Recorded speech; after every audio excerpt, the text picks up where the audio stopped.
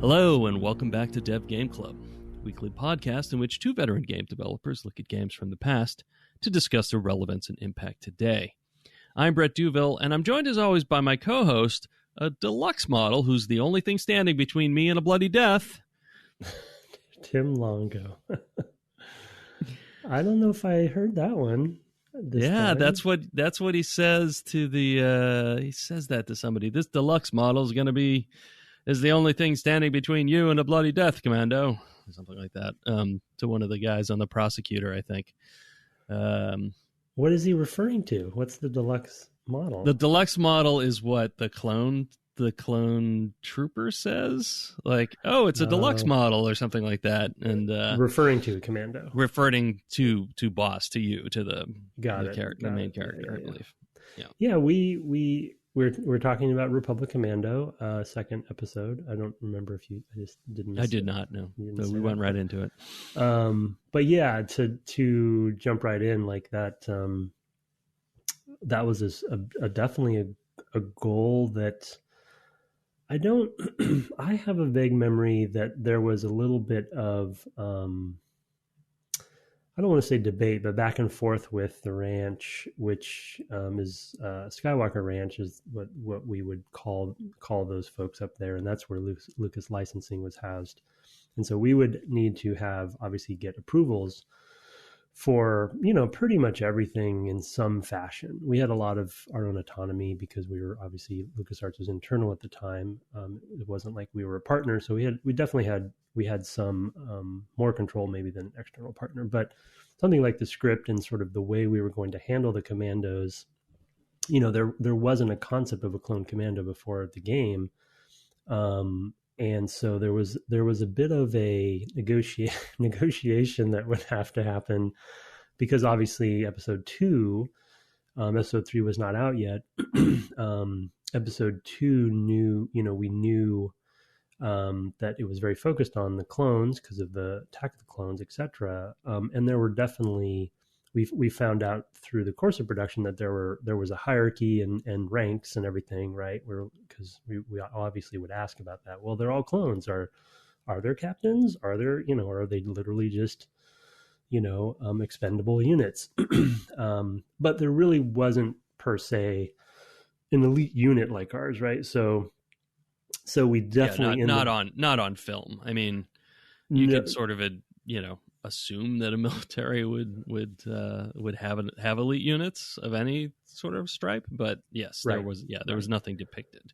Well, no, for sure, and in fact, the Clone Wars show expands upon this even more over time, and so yes, obviously, the military, if it was a true one, that they would have multifaceted sort of roles for everybody, but it wasn't established, is my point. So when the concept of having clones talking about other clones as elite or deluxe models, was a conversation that had to happen that just hadn't happened yet, So it was fun to trailblaze a little bit in that regard because, like we said last episode, this game started out as just a clone trooper game where you were really just one of those expendable characters. And we went more into the Rainbow Six kind of elite direction, which meant a clone trooper did need to have an opinion about the commandos, Right. And kind of boost them up a little bit. The same way, to be honest, that we talk about it working on Halo, right? Where Marines talk about Spartans that way. So it's a very similar concept.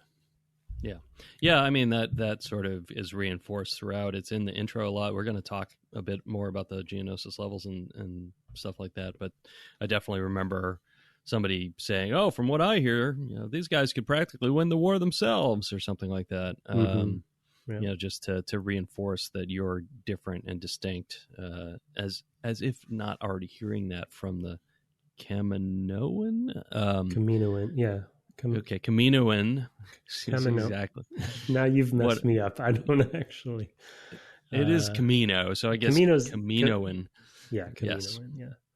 The Camino Real would have to. That's probably where he took that name from. Camino had already established that with you. Yeah, no, I forget where it came from, but there is a place that he based it on. But anyway, yeah. Yeah, that the intro was obviously, we leaned into that quite heavily, with making it feel like, even though you're grown in a vat, or test tube or what have you as a clone, you still, these particular ones were trained differently, or you saw something special. The Camino saw something special about them or something like that. So yeah. Anyway, that's your intro led into a little mini topic there. It sure did. Sure did. Where do we want to start? Start about with the Geonosis levels, maybe? We should probably do the Geonosis levels, because that's where last time we were like, here we are, 2 hours in, and we haven't talked about the levels you played. And we should probably at least do a little bit about that, and then maybe we can move on to things like enemy intros and weapon intros and things like that there are more of in this one, and we can kind of pull from that. Yeah. But yeah, it was, and we'll also touch on some other topics. The Geonosis area is, and there's a section of it, a level in it that I know extremely well, because it was the demo level we had for E3 that year, in 2004 it would have been. So 9 months or so before the game came out, and it was I sat in front of people playing that game on either side of me. There might have been 3 machines. I was in like maybe the ATI booth, I think, because you know, on the show floor, so for people who haven't been to E3, on the show floor at E3, they'll have vendors who will have games that they're showing off that are running on their hardware, whatever it is, whether it's a console or in this case a PC. We were across from, I think, the Enter the Matrix game in my booth. We were also on the show floor with Xbox and some other PC gaming type showcase as well. So we were kind of in several places, and that was all team members. The teams were involved with, including the theater, which was a separate, like LucasArts had footprint, that we set up a theater, which we darkened and tried to find some way to audio damp the noise outside because E3 is very loud, and had QA people playing the game live in there as well. So we had actually a pretty good presence that year. I still have the LucasArts bowling shirt. So. Oh, nice. That we all wore. Yeah. Right. Yeah, you're proud of that shirt. I remember that. Yeah. Yeah, mine's long gone. Yeah, the theater specifically was.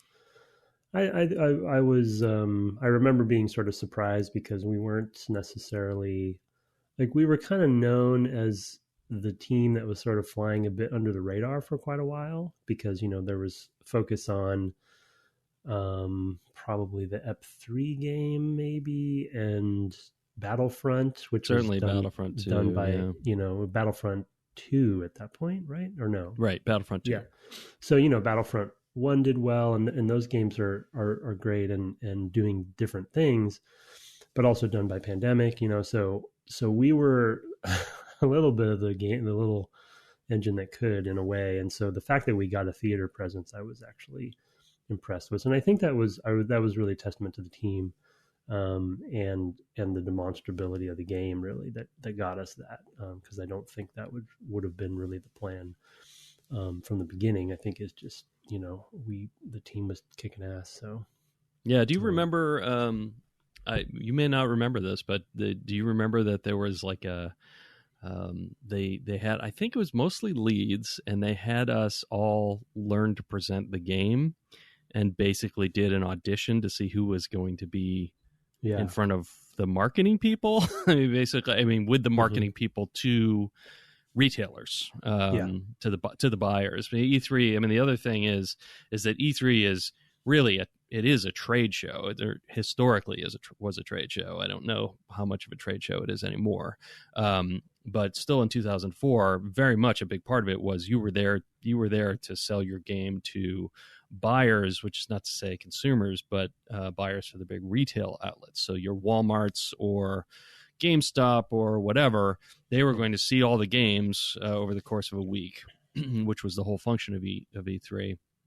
in order to make purchasing decisions about how many units they were going to buy of X, Y, or Z based on what they think would sell to their demo or what have you. So the marketing team at LucasArts wanted all of the people who might do this on the teams. And I assume Chris Williams, the project lead, basically tapped people to say, these people will come. I was one. I think Matt Philbrandt was certainly one. I think he ended up doing it in the booth to talk to marketers. He was the producer. Mm-hmm. Producer, assistant producer. I don't remember what his actual title was because titles were so weird back then. Yeah, I don't remember what level he got to, but yeah, he was up there at a senior producer sort of level. Yep. And and a couple of others to go and do that, and then be, those of us who weren't going to be the ones talking to the buyers, who really were the critical, like, this is actually who we want to make the best impression on to some degree. And press comes to the booth often and gets those things as well. But they can also see the theater experience, et cetera. And buyers do not have time to see the theater experiences. They come in, they get the pitch, they're shown a bit of the game, and they move on. They see a bunch of games at once, and they make their decision about how much LucasArts product they're going to buy. So that's basically a little peek behind the business curtain. Yeah. So I was out on the floor and saw part of Geonosis. And you were 24 hour or whatever, 36 hours live time of. I don't remember how many days it was, but it was grueling. Right. Yeah, and I think most listeners probably have heard these stories over time these days. But back, I think to Brett's point, back then was right around the time that I think that companies were really getting more serious with how to handle those sorts of demos, especially the scripted ones, so to speak. And so there was a lot of training, and having worked internally at Xbox on Halo stuff, I can say that they do a great job with that same thing, right? Where they want the team to be involved with the press side of things. So it's fun, it's nerve-wracking, but it's fun and kind of a bit of a reward for people. So they don't want to, if someone really wants to do it, they don't want to necessarily say no, but if you're going to go, they're going to give you training. They're going to make sure that you can answer hard questions if somebody gives you what they call a rude Q&A kind of thing. And so they started doing that back then too. And then with where you were, that was players or people could have hands-on, right? Or were you demoing? It was hands-on, right? Hands-on with people just walking up to play the game, and I would talk, and I had a whole patter that I continued to refine over the course of the several days. I was watching, as I recall, Three Machines, and just would sort of go back and forth. But I also, I definitely remember, trying to be there for the first time somebody shot something up close and your visor cleaned, and I would say, and of course your visor is self-cleaning. And it was just like, it was constant selling these knives, to some degree. Yeah. These knives dice and slice and yeah, exactly. It was very much that, and it felt like that.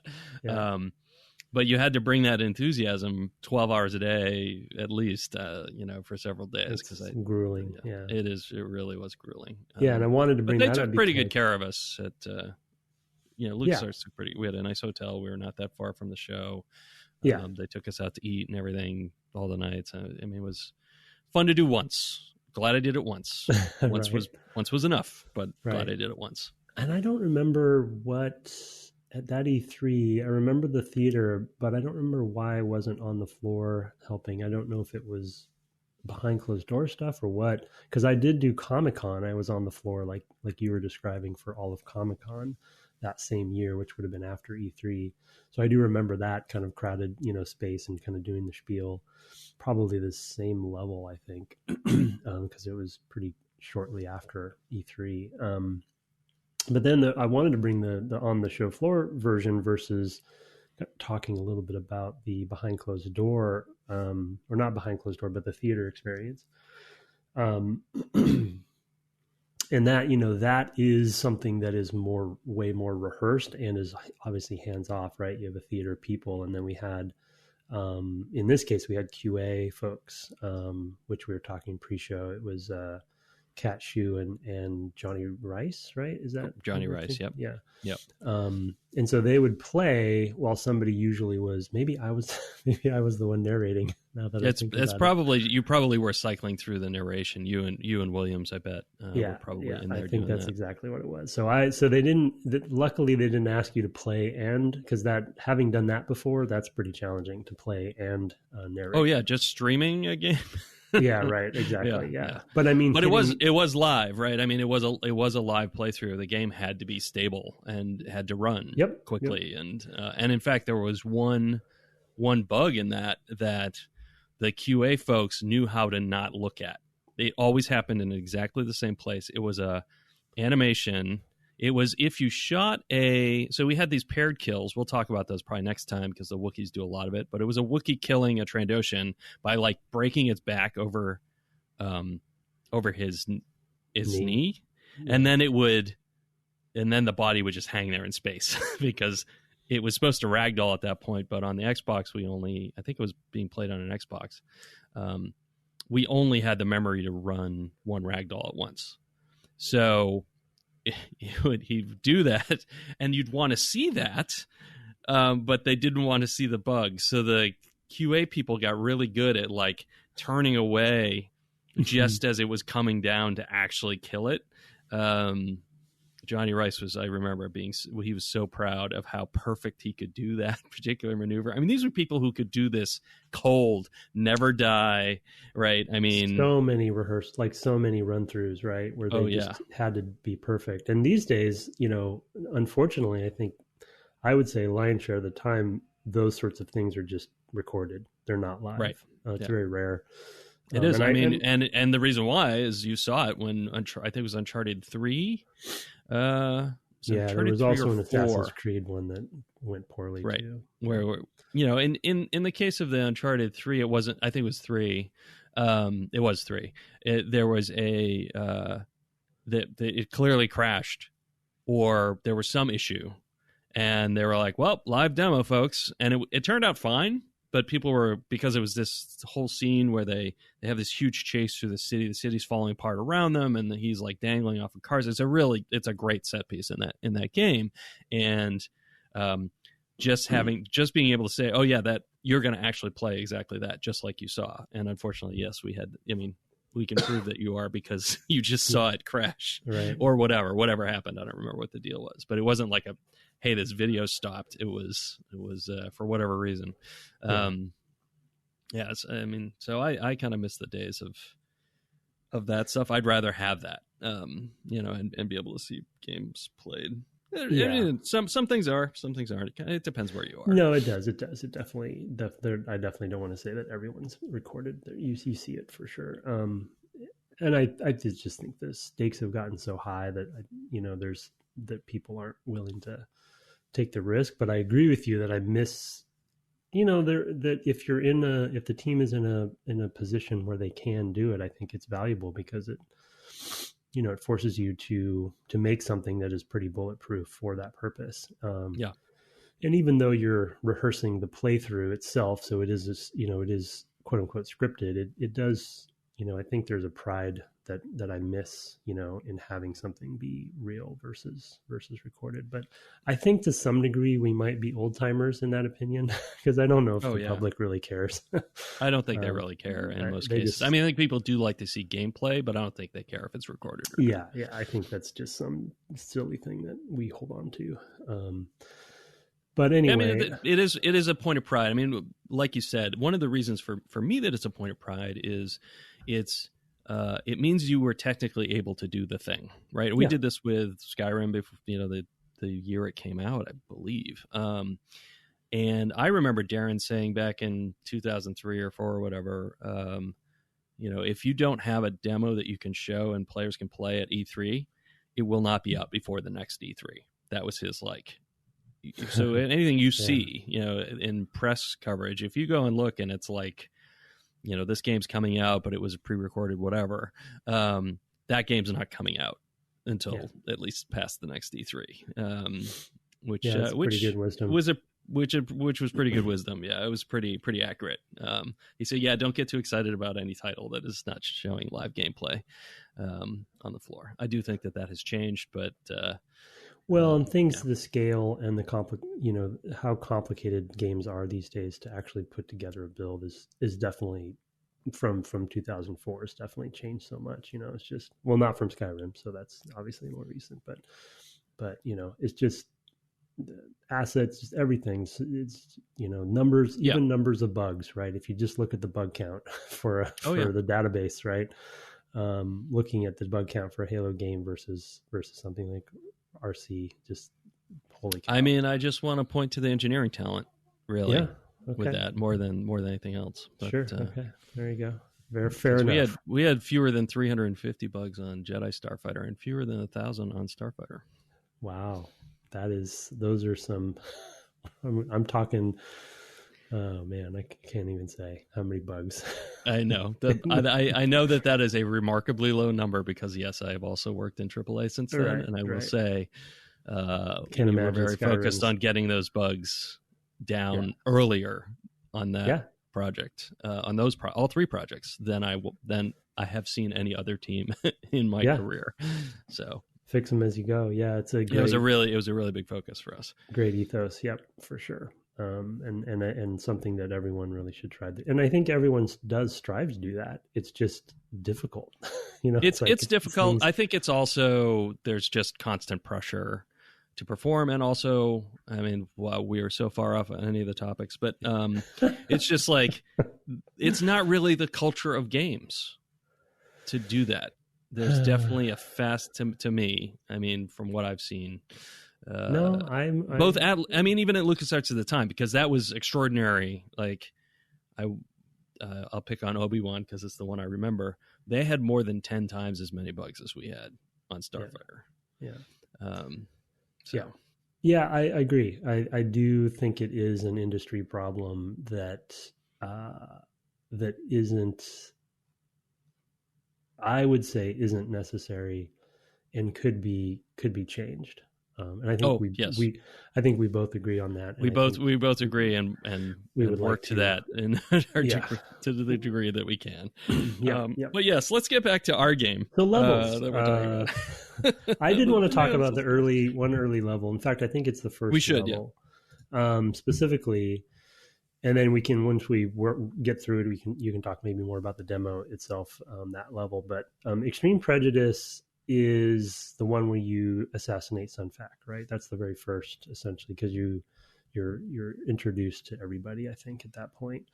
Right. That's the third part. That's the third sort of sub level or something. It's the third section of that. Yeah. And the reason I wanted to bring that one up, and there, as is probably obvious from the game, if for anyone who's played it or is playing along, but for those who aren't playing along, we had a goal that always excited me as a Star Wars nerd and fan, that every level we wanted to have something sort of signature about it that would touch that Star Wars funny bone, you know what I mean? Where you were seeing something from, again, like we talked about last episode, from the commando's eye view, right? So it's usually a behind the scenes kind of feel to things. It's a perspective on the Battle of Geonosis in this case that you definitely don't get from the films.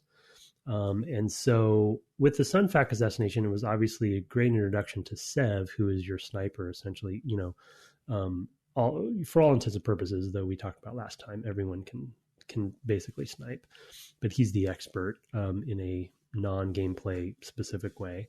Right. Just from a persona perspective. And so he's the one that ends up, kind of taking the final shot in that case. At least the way that I played. I don't know if that is required to play that way. It's not. Remember. It's possible. I think there might even have been an achievement for it. It's possible for the player to do it. The player do it, yeah. Which we tried to always achieve that as well. I think the player can actually shoot Sunfac himself, not the before ship. He gets to the ship. Before he gets to it. I think that's the actual achievement, which is tough. And the one example in that section that I wanted to mention is really about there's two things I want to talk about Sunfac specifically, but also just about the ship, or at least a Geonosis starfighter there's a scene where there's a section where you get to a hangar where there's one in the hangar before you get to the end. And it's it's not really that big of a deal, but the reason I wrote the note down is because of this, and this will come up in the assault ship section too, because of the scale of this game was another goal that we had that I really loved, in that, just one Geonosis starfighter, which is something you see hundreds of in the film, right? And in theory. Sure, right. If you've seen the film, is that what you mean? Yes. Yeah. Okay. I knew where you're going with that. Anyway, Brett has some pride around certain things related to that last statement. But anyway, but you see swarms of them, right? Because they're seen in squadrons, etc., and it's a big battle scene, right? But I love coming into this hangar and you see one, and it's kind of larger than life, scale wise, and also and I think they comment on it, they say something about it, but it's just one, and so I think it just reinforces what level design and art was trying to do when it comes to that scale goal of making us feel like we're these cogs in a machine, just these tiny figures in this big battle. And yes, we have the whole theme of even a small squad can make a difference, and that even comes up even more heavily in the next section. But that was one point I wanted to make as far as seeing something that from a scale perspective. The other thing is Sun Fac himself, which may not be obvious to folks, but in that level you also assassinate Sun Fac, and Sun Fac was actually a character in the film. And that was another example of, I wouldn't say a fight, but it was a request that I had with the ranch of, hey, our first kind of big, because we're making a commando game, so you need to have sort of a enemy leader assassination, right? And video games were obviously notorious for, we would always make up all sorts of characters to kill off, because was easy for us to do because we had control over that character then, right? But It was important to me to actually have somebody important to assassinate there.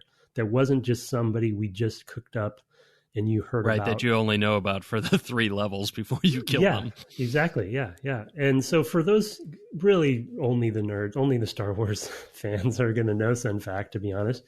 But he was in the movie. He is a henchman of the leader, whose name is escaping me, who is working with Dooku. And he's in the film. You see him in the scene a couple times, and the ranch let us take him out. And that, at the time, that was canon. That the commandos were the one that assassinated him. So that would have been obviously after the film scenes, duh. But so we had to kind of coordinate that, which I was always proud of, because again, you want those figures to actually mean something. And we'll talk about some other cameos as we later on. So we get later towards the end of the game. Yeah. Definitely. I mean, so a couple points on the scale of the characters versus the ship. I mean, that's a really good point, because it's very much a Star Wars thing to see an array of stormtroopers on, at parade rest, or I don't know, or standing in a huge hangar, and see the ships, and the ships are such, but you're seeing at the bird's eye remove, right? So that you can see a whole ton of them, right? And the ship kind of flying in, like Vader's ship flying in, or Luke's, I guess, maybe at the end of Jedi. I think that's a thing, right? Because he's captured or whatever. Yeah. Lambda class shuttle. Yep. Yeah, of course. And you see that, right? There's that sort of scale. And that was a thing, right, that Darren had mentioned about Dark Forces as well, trying to have those moments where you can see, like, that's right, these sort of counter these things about Star Wars. The other place in the sections that we've played is when you're in the torpedo bay, or the torpedo launch, whatever, launch tube, I guess, right? When you're making your ingress into the ship, your infill, I had forgotten that you have to go in, and you have to, in the landing gear, you have to go in and come back out and go through the big blast door that you've opened. Yeah. And I was like, oh, that's right. The bullets fire out of this thing, right? I mean, that's how big the guns are on a Star Destroyer or whatever. So yeah, it's good that you called that out because it's not something I noted down, but definitely feel it, and you see a lot of that in the hangar sections as well. Although there's not a lot of ships there. Right. Yeah. You still get the sense though that it has to be a big space, right? So yeah. In that case, though jumping ahead a little bit, there's the Trandoshan ship that is like the main target, and it's just one ship, right? It's one assault ship, and it's not like a fleet of them that you have, a squadron of X-wings taking the whole fleet out or something. It's just the films tend, and I think we talked about this last episode, but the films are focused on melodrama, and the game, this game was not the goal. I don't know what, not the opposite of melodrama is, but it's a counter to melodrama. This is more of a grounded, especially because it was first person, you have that perspective where you can be, we talked about it with the dwarf spider droid, ironic name, because we wanted that to feel like a tank, right? And in the film, the dwarf spider droid isn't even the biggest spider droid. It's the smallest one. And so you see hundreds of those on the battlefield in the Battle of Geonosis 2. Here, it's like you meet one and it looks like it's, a tank literally. And you have to deal with it as a full squad, and that was just an important goal. And I think Geonosis did a great job of that because it's very much behind the scenes, right? You're going, what's another example in the Foundry, right? You're seeing some of that stuff from the ground eye view, the factory stuff, and then getting to the core ship, which is, a buildup, obviously. To that, because you see that like I think there's a shot where you see it from the ground in a canyon, right? And you see kind of the dome. Right. Yes. So it's kind of larger than life there too. Yeah, it's kind of, it's probably part of the sky dome at that point because it's so far off. Right. Yeah. But you're going to make your way to one side of it so you can go in. Right. Yeah, so I think that after Sunfac, the next level, or maybe infiltrate the droid factory foundry is what I have here, but I don't.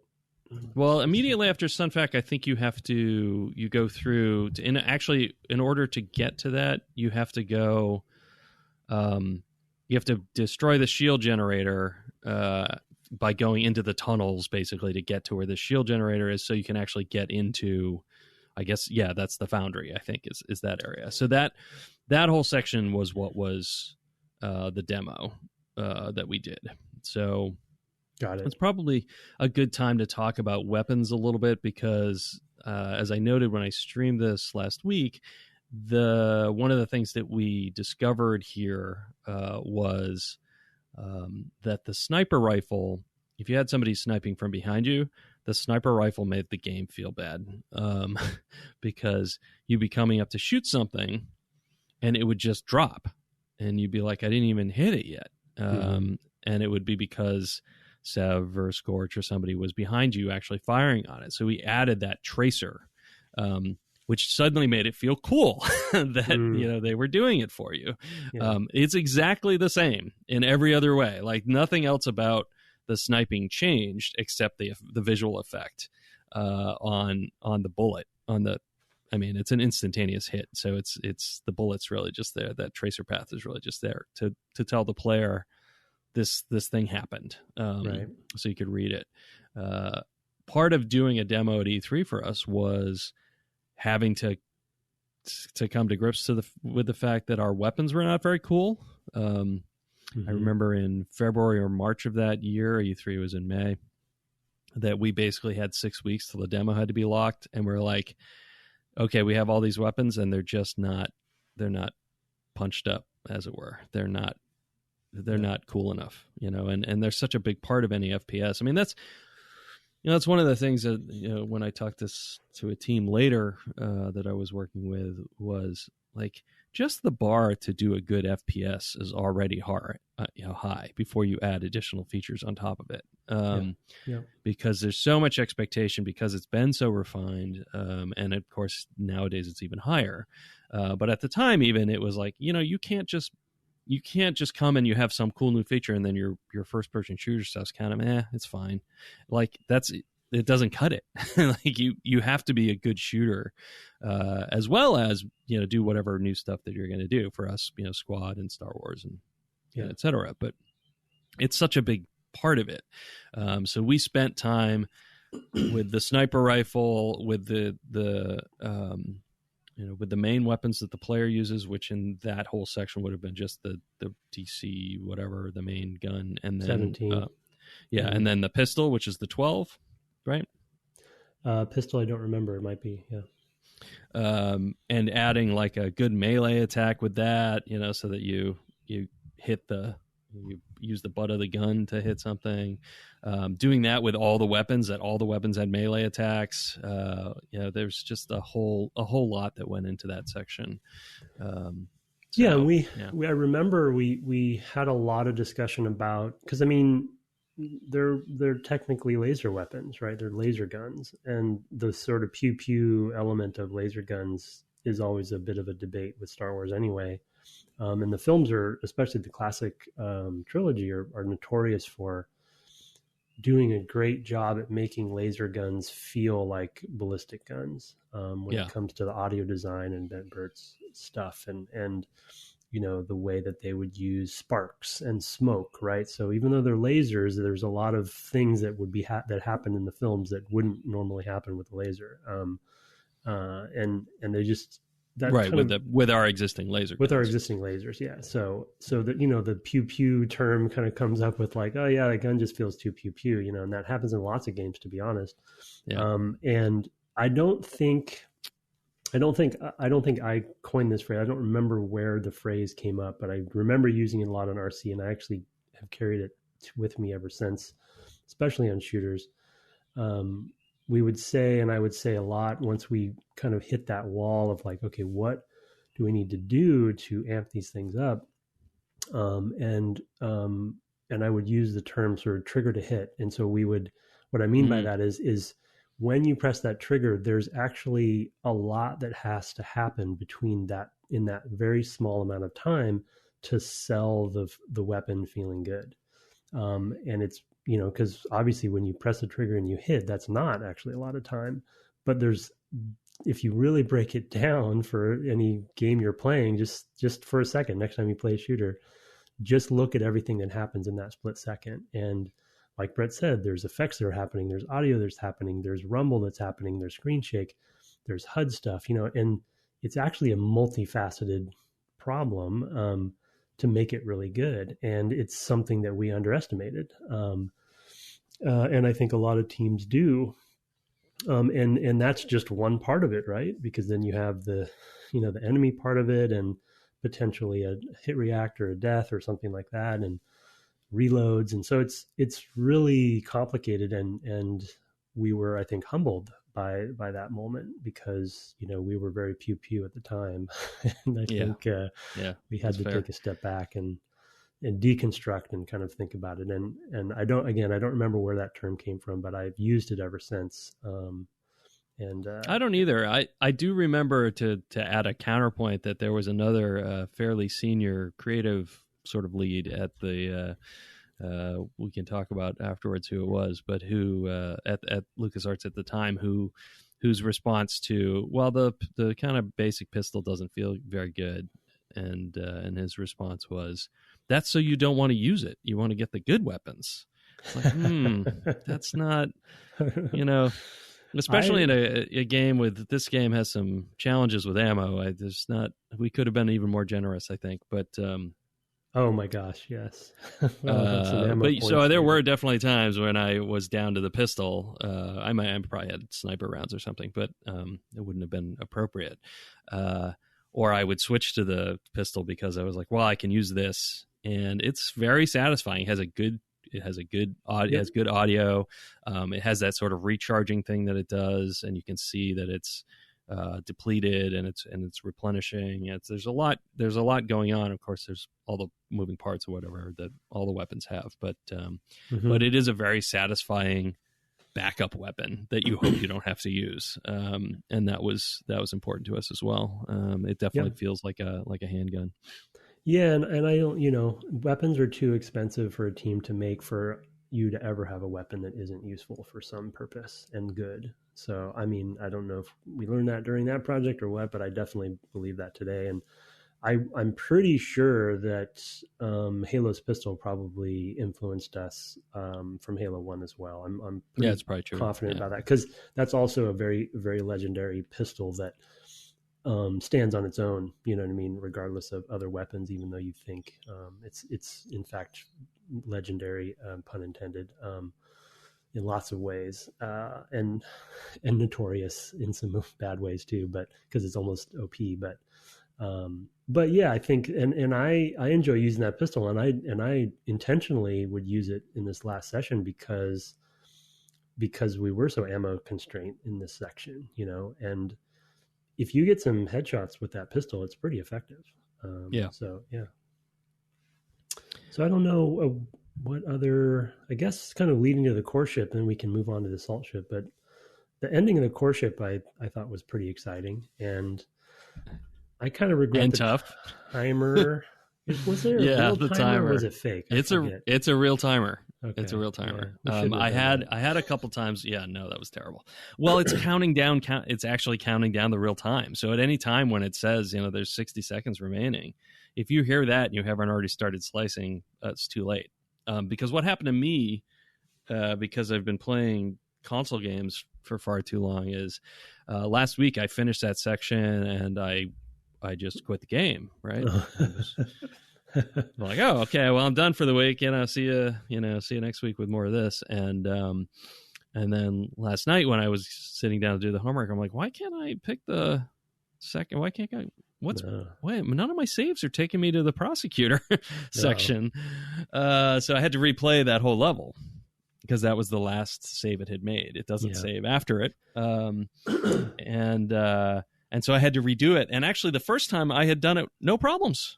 I mean, I don't know if I don't know why it was different. But I mean, I was playing later in the day. That's probably part of it. But yeah, I got to that point and it just was overwhelmed, and got to the end part of it and was having difficulty getting in there. There's all these turrets, and then I would get in and be like, oh my God, there's no time left. There's under a minute left. It takes a minute to slice. And I went and was like, oh man, I'm going to have to redo the whole level, keeping in mind to push forward. Now, of course, it was like I was starting fresh as well. Like I hadn't had sort of momentum of getting my skills back or whatever. Right. And playing the 4 missions or whatever before that. But I think that was a big part of it. But I also just was like, oh man, I really got to get rid of these battle droids quick, the super battle droids rather, and et cetera. So, because I would get to the end and be like, oh yeah, everybody take some time, heal up with some Bacta, and I was getting there and like, oh no, I don't have time for Bacta. We can't. We got to get in there. So it was fun. Yeah. So I mean, it's. I don't know who. I think that was Jonesy's level. Was that true? Is that Jeff Jones's level? Maybe. Yeah, maybe. I think so, because I think he was coming up with different ways. Like I think he has another level on Geonosis. He was an advocate of spawners, basically of objects that would spawn enemies into the world that were visible, right? That were not just sort of logical spawners in the sense of like, it's just a point in space where new things appear and run into space. I actually found one of those on the Prosecutor that was visible. Like it was just spawning into space. Like a dude would just appear. Yeah. I actually found a bug like that. Because of course I did. It's always the way when you visit your own games. Oh yeah, there's another bug. I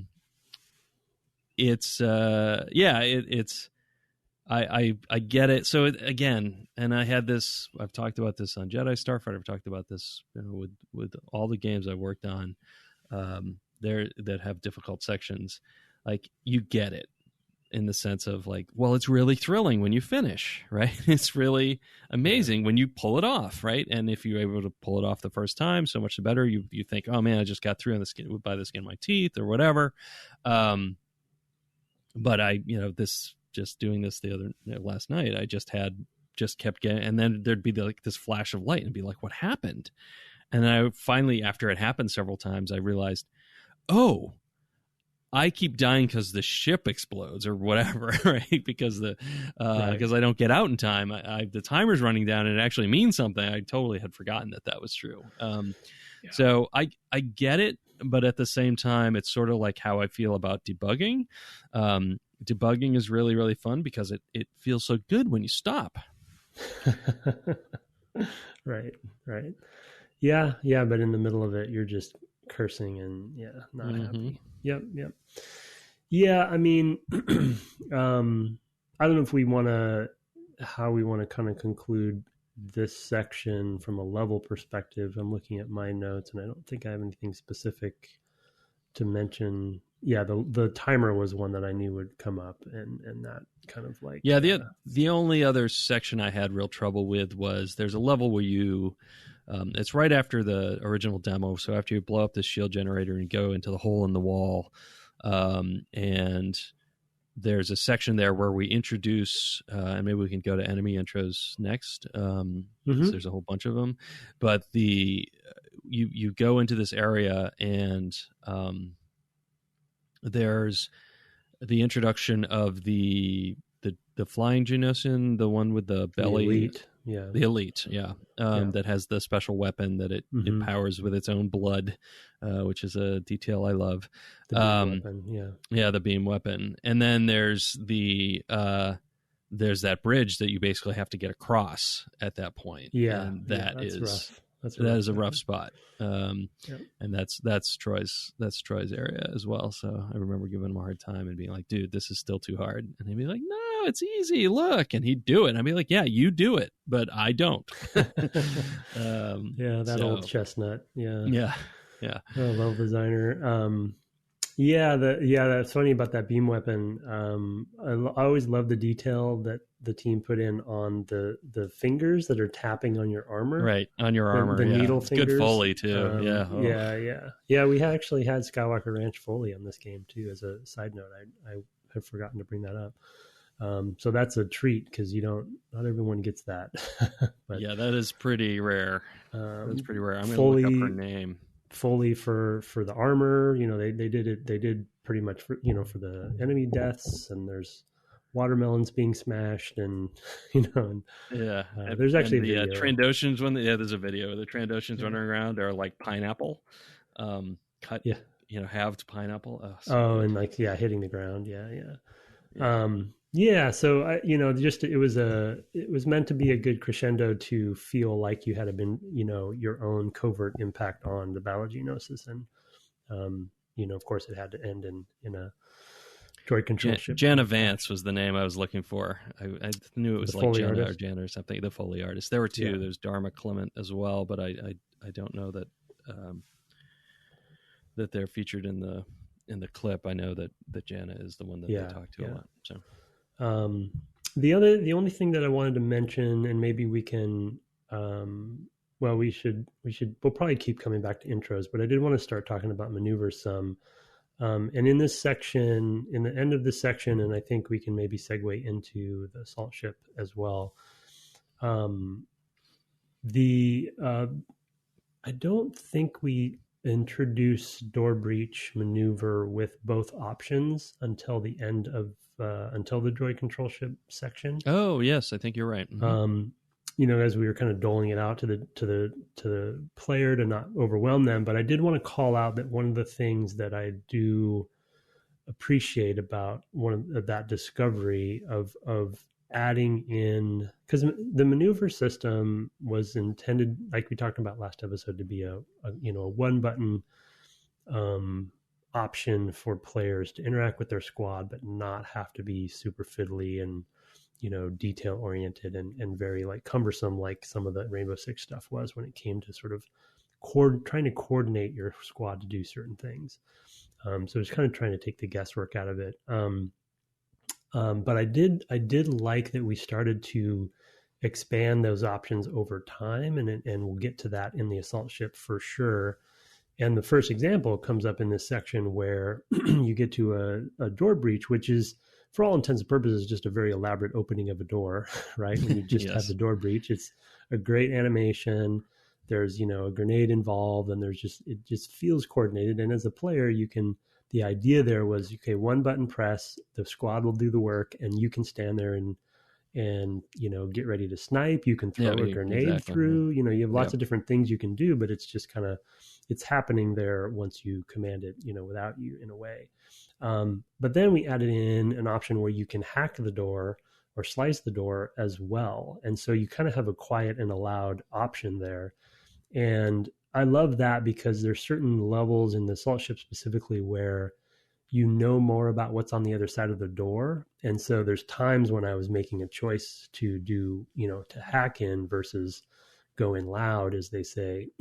and that's something that I think as the game goes on, we fool around with more of that stuff. So that's the one point there I wanted to make before we. Yeah, that's definitely a thing I remember coming up. That was one of the things that we talked about. I don't remember if that had come up in the sort of off-site day that we did for this project as a thing that felt like they're just animations, right? And trying to find ways to insert more choices, which is funny because even though that bridge section that I mentioned is being particularly difficult to get across, there are a lot of options at that point, and that's part of the difficulty is, right, Troy knows exactly which ones to put them on, and I don't. And in fact, I think the one that you can see first is actually a red herring. Like, you don't want to put one there. I don't really know why, but I think that's true. I don't know if that's just happenstance or if it just can't get a bead on any enemies in a useful way, or maybe you just don't want as many on markers. But there's basically 3 choices, and if you fill them up, that's a recipe for disaster, or it was for me. So I don't remember what I did. Yeah, so I mean, I think that was one of the ways we approached the issue of how do we handle this. Giving you a lot of options is one way to do it, but also specifically giving you the choice and then trying to motivate it in the space of knowing, like you said, knowing something beyond that door is really sensible. We talked about a lot of other different types of maneuvers that we might do. But maneuvers were really costly to build. And we had to basically, we could think of a lot of sort of one-off ways to do, just, this one time. But not a lot of, yes, we can find multiple ways to use this. I remember there was one about, throwing grenades down a hole or something before you repel. And it was like, well, that's pretty specific, right? And we probably won't find ways to motivate that very often. Also, why would that be a marker? Why wouldn't the player just throw a grenade down there or whatever? I mean, those are the sorts of discussions we had to have. So yeah, I was going to ask you if you remembered any, because I knew we had some that we cut, but I don't remember what they were. I wish I had some of those documents, but because I think we probably even had a repel one at some point, and and we did, no need to do that because we didn't really have that situation. So we had those canned. Times there's a few repels, but so while we're on maneuvers, you mentioned, because I'm playing on PC, you mentioned the jump A button debate. Can you go through that, because you're playing on console, right? No, so as it turns out, my console disc has issues. I'm not sure if it's so I ended up playing on the PC. I had planned to play on the console, but it is a thing that we brought up, and actually, you know what we should do? We should leave it. There's an email that we got this week that mentions it in its notes. So we'll talk about the A button. Okay. All right. We'll come back to it. Yeah. But the other thing I wanted to say about maneuvers overall, that now that we're going to get into the assault ship section, they were always intended to be sort of a modular, object-oriented, contextual system. I mean, I call it system, even though they're, specific, discrete chunks of work that level designers place. So it's not technically a system, but from a player's perspective, you can see the system that way. Yeah, that's true. Yeah, and you can also see the systemic version of it, sort of. Right. I mean, it's sort of making anything that's of a certain height mantleable, even if it's implemented as okay, we actually have to literally tag that as mantleable, is a common thing in games, or it was at the time. These days, a lot of that can be done a lot better by computers, but definitely at the time it was a thing, and it's a system, it's a system with a lot of handwork behind it, right, which is another reason why the maneuvers, right, right. yeah, the sort of simplest ones that seem to be the ones you see the most.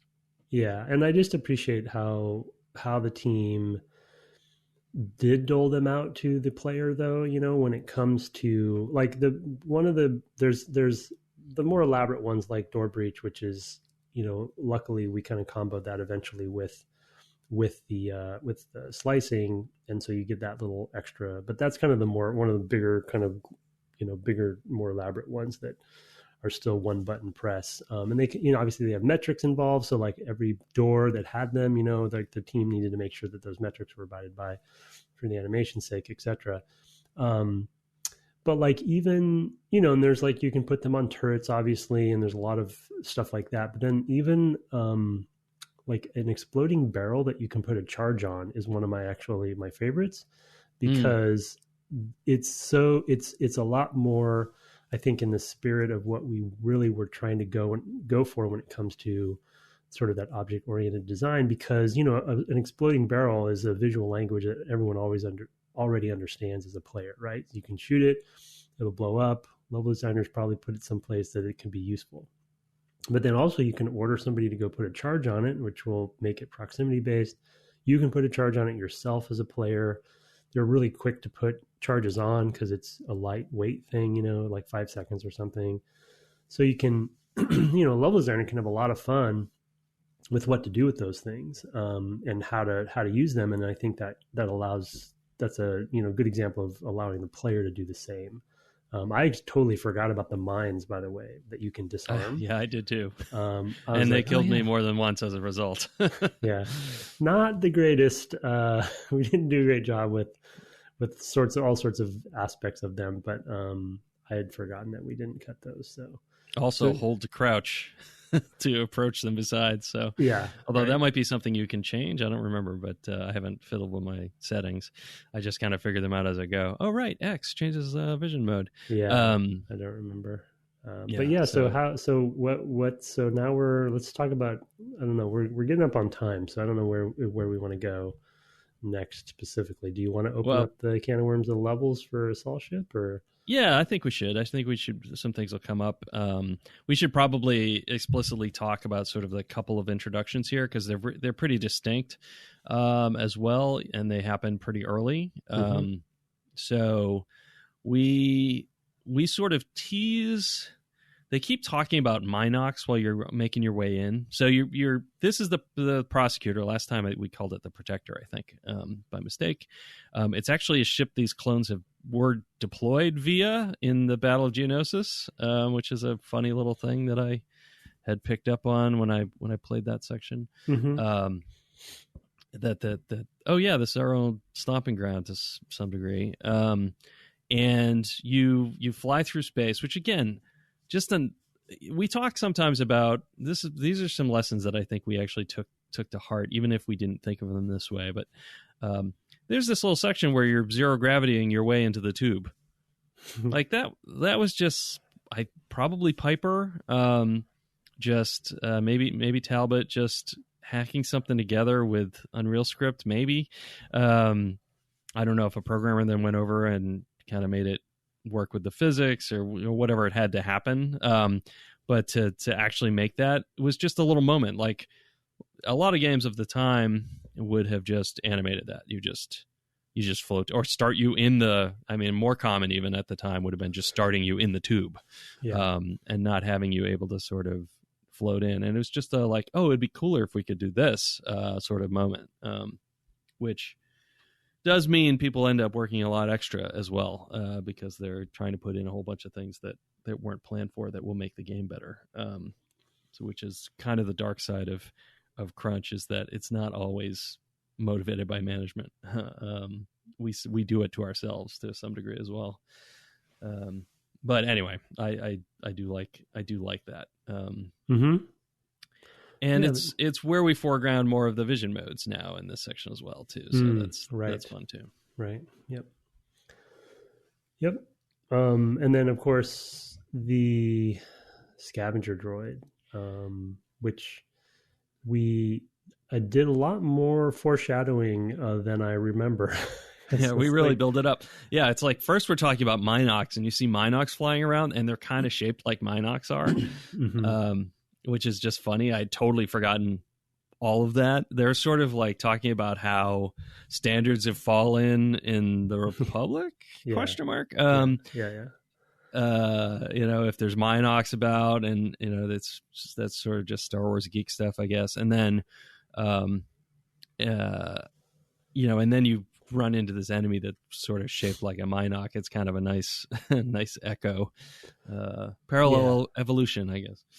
Yeah, and we wanted some moodiness and spookiness to this section, obviously. So it's trying to be a little bit of, I don't know, survival horror light or something, right? And spooky and we had specifically gone to see Alien in the re-release. Oh, right. Yep. Which was you were going to bring that up. I was. Yeah, it was the first. It was so you and I this past September or August rather went and saw Alien on the big screen at Cinerama, right? We did see Alien. Did we? We might have. We did. We saw Alien and we saw. Did we see it? Yeah, no, I think we did. We saw Blade Runner. You're thinking we saw Blade Runner. Blade Runner, 2001, Apocalypse Now. Yeah. And I was giving you a hard time because we'd actually seen Blade Runner together before on the big screen. But we had also, as a team, we all went to see Alien in its re-release in 2004.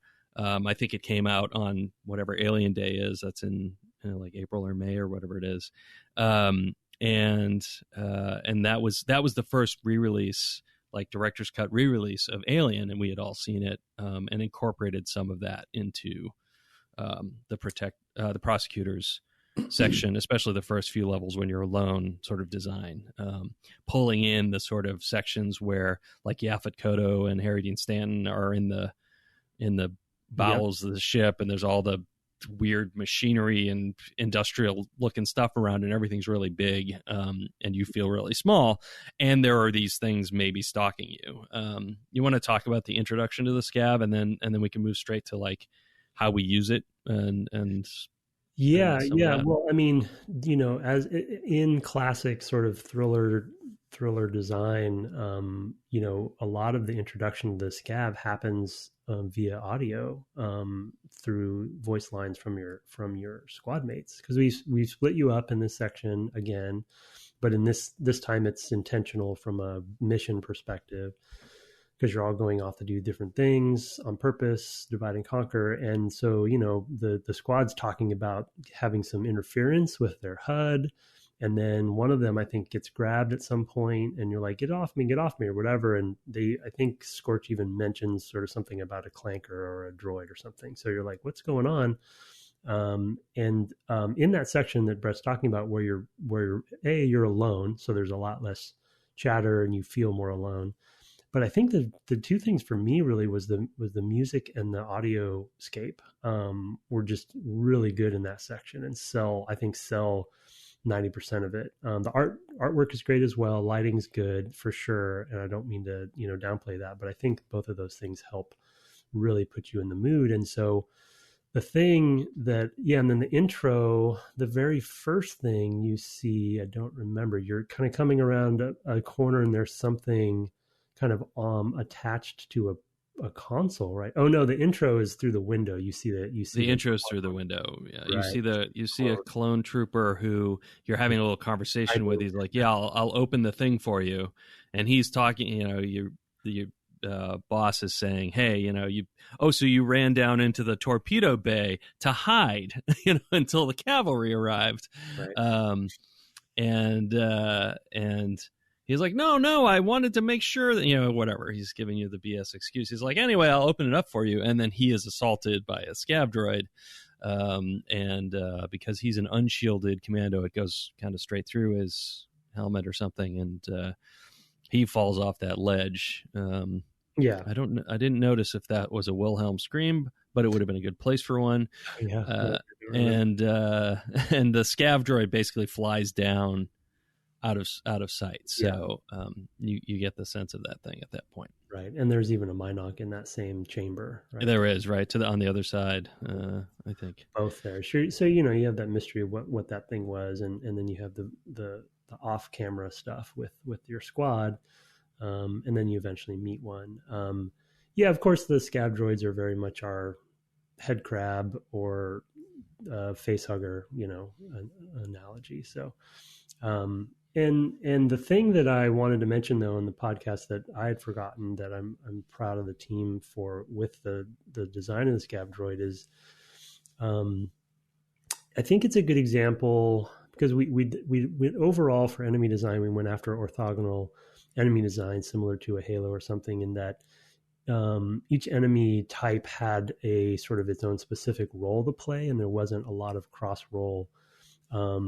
Venn diagram stuff happening there, right? So when you saw one, both in the animation, the silhouette, and its behavior, then you knew kind of the range of actions it was going to have, and you knew how to react. And then the depth comes from combining those different types together, rather than having one enemy that's really smart and does all sorts of different things. You have more enemies doing very different things that you combine to make interesting encounters. But in the scav droid specifically, pretty simple face hugger kind of feel, but in droid form. But I always loved how it interacts with so many different parts of the game. And so, for instance, when it has an audio cue, you can hear it when it's attached to a wall before it comes after you usually. And so you have a moment if you see it first where you can take it out before it even wakes up. And so that kind of promotes a certain kind of gameplay. Second, if you're nearby and it hasn't woken up, your HUD will be impacted by it and start, having some static interference. And so that's a visual clue that's interacting with something that you interact with a lot, and that's your helmet. And then it has audio cues when it does wake up. And then it's also, too lethal, I will admit. I don't know why it's so lethal. I don't remember the rationale behind that. But it's easy to kill if you get it. And then even Nathan wanted it that way, I think is probably what the rationale comes down to. But he and I probably debated about that quite a bit. The one defense I will give on the lethality though is it does promote some pretty good tension, because it makes it tense. It makes you really want to know that they're coming. It slows down some, right? Yeah, you want to try to get it before it gets you, and so before it detaches, like you want to look for them. And in particular, one of the things I noticed I was doing, and I couldn't remember why I was doing it, just out of muscle memory more than anything else, is when you go down when you're in the low light areas, the dark areas where you have your low light vision on, there are little like greebles sticking out of the pipes, and if you shoot them, mostly they just outgas, like they're just I don't know, valves or something, but they look like they could be the scavs, and that's why I was shooting them. And I didn't remember that, and it wasn't until I actually encountered a scav later in that section that I went, oh, that's right, I do this because I can never remember which ones are scavs. So I just shoot everything. And that's very alien, yeah. And it's very alien. Just like where is it? Where is it hiding? And I also had a moment of kind of sneaking along a hallway, and then suddenly my visor frizzed, and I was like, uh-oh, there's one here somewhere. And I stopped and I started looking around. I had exactly that moment, so I'm glad you bring it up. Yeah. And then one thing I will say though is, then somebody made it so like when you start slicing a thing, they show up in like there's two or three of them, and it's like, oh man, that's not cool. And I think that their design does it shows its flaws in certain encounter design situations, right, where they were used in encounters they shouldn't have been, and that's our bad for not catching those. But they're good in certain circumstances, but that doesn't mean every enemy's useful in every circumstance. So there's times when it was, I think, unfairly used. But then it attaches to your head if you go too far, and then you have to melee it off and stuff. So I just love how many layers it has as a pretty simple little enemy, and what it kind of creates, and you get a lot of bang for your buck for that thing. as it starts drilling into your into your visor. Yeah, into your visor, which I really love. I do love the visor stuff that we do generally, and this is that enemy is a great example of making the player feel embodied. Because it's like, oh, it's on my head, get it off, right? And you see the clones later when they encounter them doing that, pulling the thing off and doing basically the third person animation of what you're doing. Yeah. Totally different animation because the two things are animated entirely separately through an entirely different pipeline. But you see what it's like, and you're like, that's exactly what I felt like when I had to get one off. Like, oh man, and I couldn't remember. Do you like hold, or do you like, what do you do to get the thing off? Do you click a bunch of? And I like, even now, I'm like, I was too panicked when I was doing it to remember how I actually did it. So it's fun. Yeah, click. Yeah, click. Yeah, and then I think maybe we can hit some highlights. I don't have to talk. I don't have to talk about every level, but I definitely want to get to the hangars, specifically in the bridge. Maybe I'm sure you want to talk about that. But we mentioned the landing gear. I think that the two things I love about the contrast between Geonosis and this section is that this one definitely makes it feel like we're alone. It's like we're the only Republic units, versus in Geonosis, you knew there was a battle happening around you. You just were in the underbelly of it. And that we're kind of introducing some new elements that weren't from the film with this level, and with the Trandoshans showing up, which is, fun for fans of Star Wars, but also I think they make a good enemy combatant. And being in the inner workings of the ship, I think there's another success the team had there with things like the landing gear, things like you mentioned, the gun tube, and then also I'm blanking on what we called it. Let me look at. Go ahead, talk about stuff, and I'll look for it. Well, talk about stuff.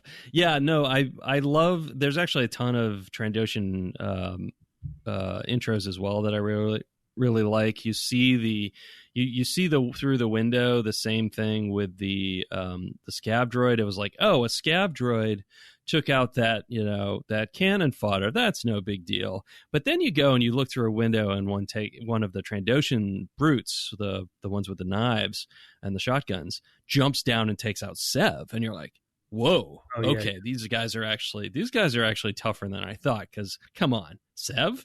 Mm-hmm. I mean, that guy enjoys his job. And so you definitely have a moment of like, oh man, good musical cues in all of these things as well. Jesse did great work in the Prosecutor. For sure. Yeah. Jesse Harlan. And the elites, I don't think are as well, like the few cases that you see them here just as sort of helmeted Trandoshans are maybe not as strong. What are the elites specifically you're referring to? Well, I think they're maybe just regular Trandoshans. The elites are really the later ones that are more like the Trandoshan commandos. But I think the same model is used here. Enforcers, maybe.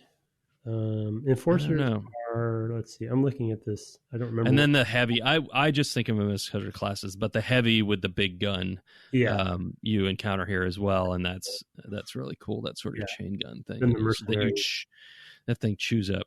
Mercenaries, yeah. Mercenaries is the word. You're talking about the ones that are essentially squad like us? Right. Like squads like us. Yeah, squads like us, yeah. Yeah, we could have done a lot more with them for sure. They're we wanted them to be sort of equivalent, right? In concept, we wanted them to be sort of the antithesis to our squad, but we didn't achieve. There was engineering pushback, I would say, on that.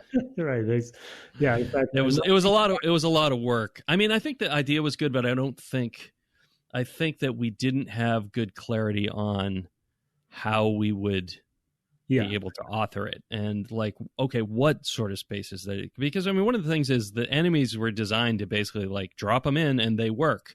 And you might have to put some notations in the environments for certain types of enemies, like Geonosians or the regular jumping around bugs can attach to the walls. You have to actually we actually had to author that and say this is where they can attach to the walls and things like that for the benefit of the AI. With the Trandoshans as a squad, it was like, well, okay, how do you see them acting as a squad? That is one of the smoke and mirror things that this game does, and I mention it because it was my idea at the time. They will appear to communicate, but it's not real. They're not actually coordinated in any way. The way it works is a Trandoshan and a mercenary will make a decision. I'm going to throw a grenade, and we'll say in quotes, we'll put on a piece of memory on the system, I'm about to throw a grenade. And another of the Trandoshans has the opportunity to pick that up, pick up that message and say, throw a grenade, and point, if they're not doing something else. So it looks like they're coordinated, but what happened was the AI made a decision it was going to do a thing and just made a note that, oh, I'm doing this thing. And the others reacted to the fact that decision was made if they didn't have something else going on. It's the sort of cart before the horse to some degree, as nobody is actually making a decision to tell somebody else to do a thing, but it looks like that's what happened. Right. If you see it happen, so smoke and mirrors. I love it.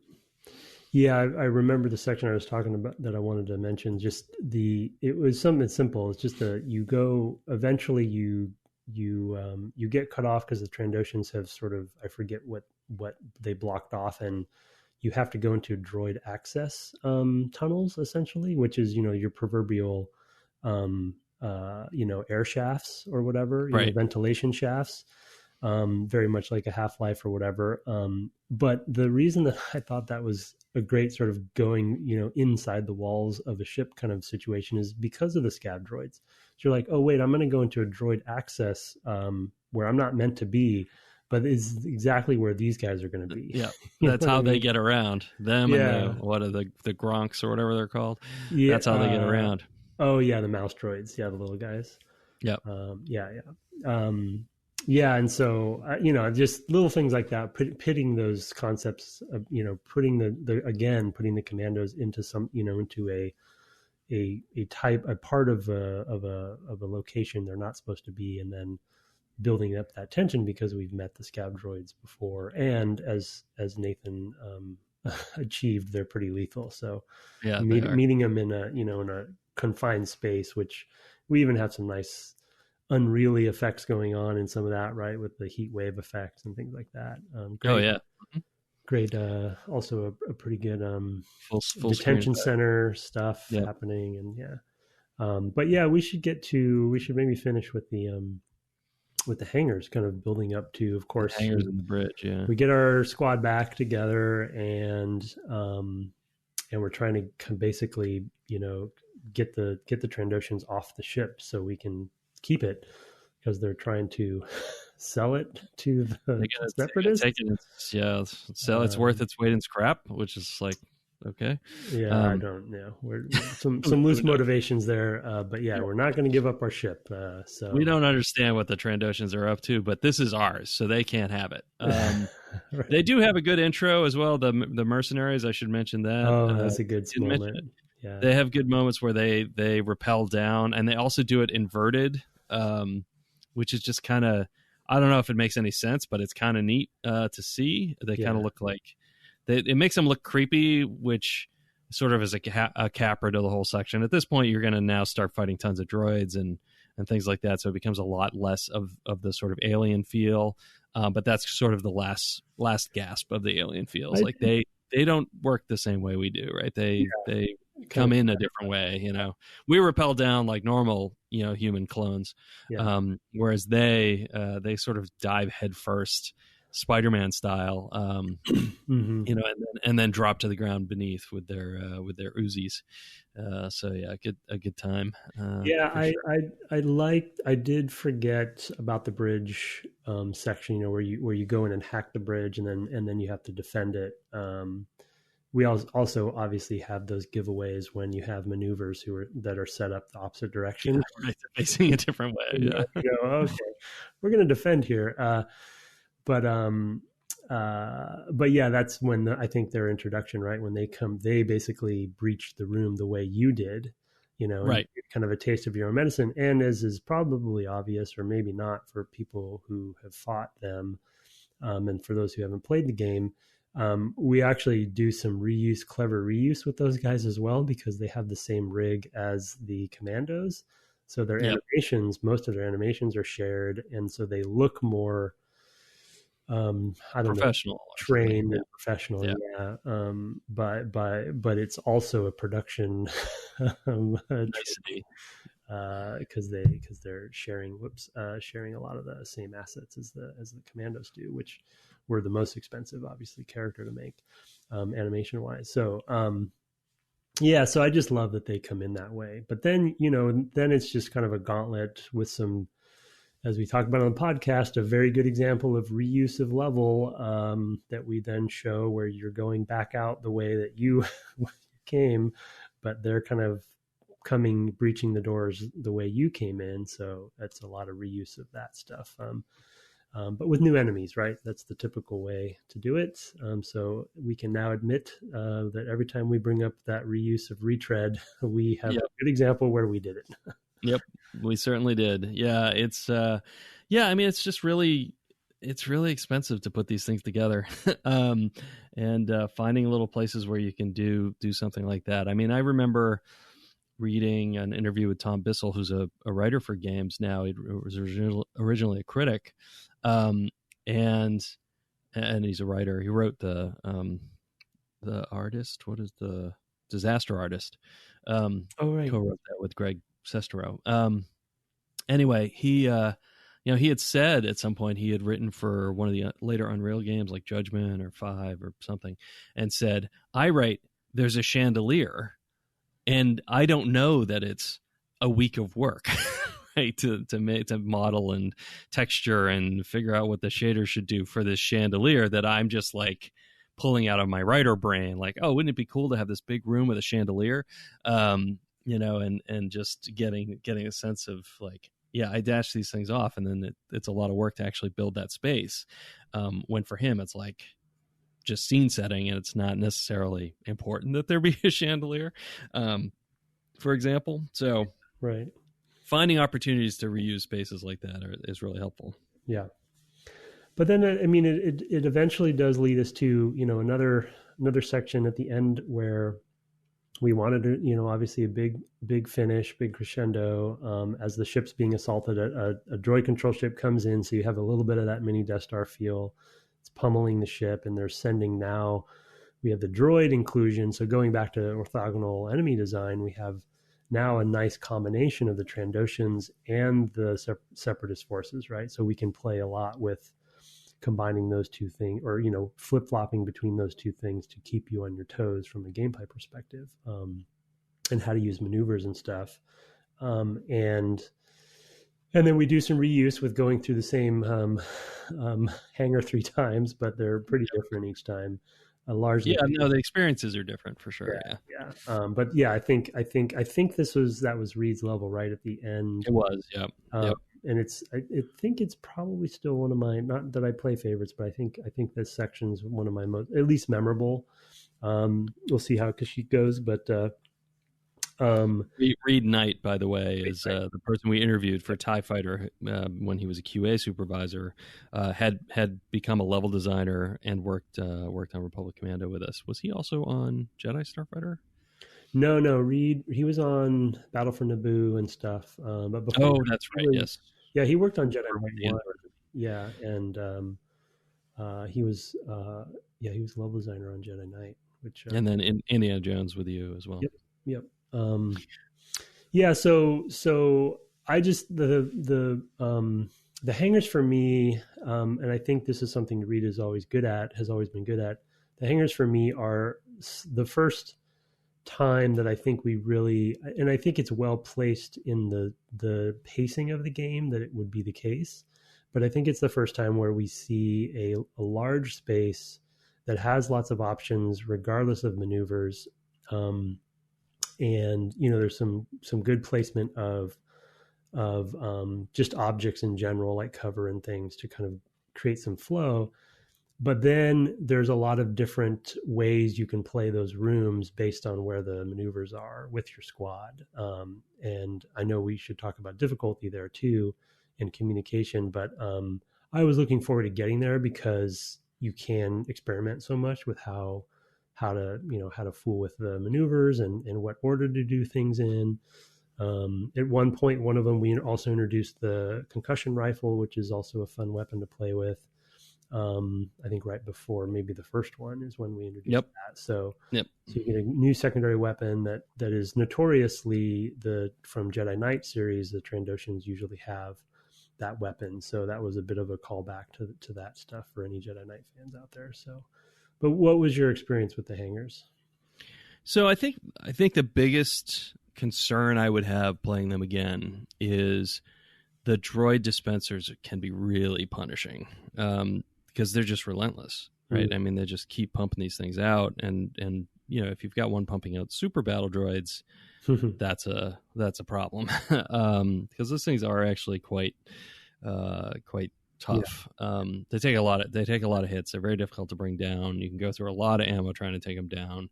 They have a pretty good size. Well, they have a weak spot in their chest, but I find it hard to hit it without the zoom. If you on the super battle droids, if you knock their faceplate off, then their eye thing is that the one you're talking about? You're right, that's what I'm talking about. But even that is hard to hit, right? It's not that large, really. Yeah. So I knowing that the goal was to blow up the shield generators, I basically tried to get to them as quickly as I could, and would do it myself, rather than send somebody there. And that worked pretty well in the first one. Not so well in the second one. And it was funny. It happened again because I'd gotten this far last time. I played this game 5 years ago. In the third hangar, there's the ATTE. And when I played this 5 years ago, I forgot there was even an ATTE in there. And I did that whole room myself, right? With the squad, but I went and disabled, now in the last one though, where I think that one is, you can't disable the shield generator, but I was going and taking out all the that's what I did this time. The dispensers, right. The droid dispensers, and that is really hard. First of all, but I think in general that was my thing here is like I enjoy these. I like the tension. I think they are slightly too hard still. No, they're still it feels too difficult. But I did like having the variety of turrets to be able to put them on and all that. I thought that was fun.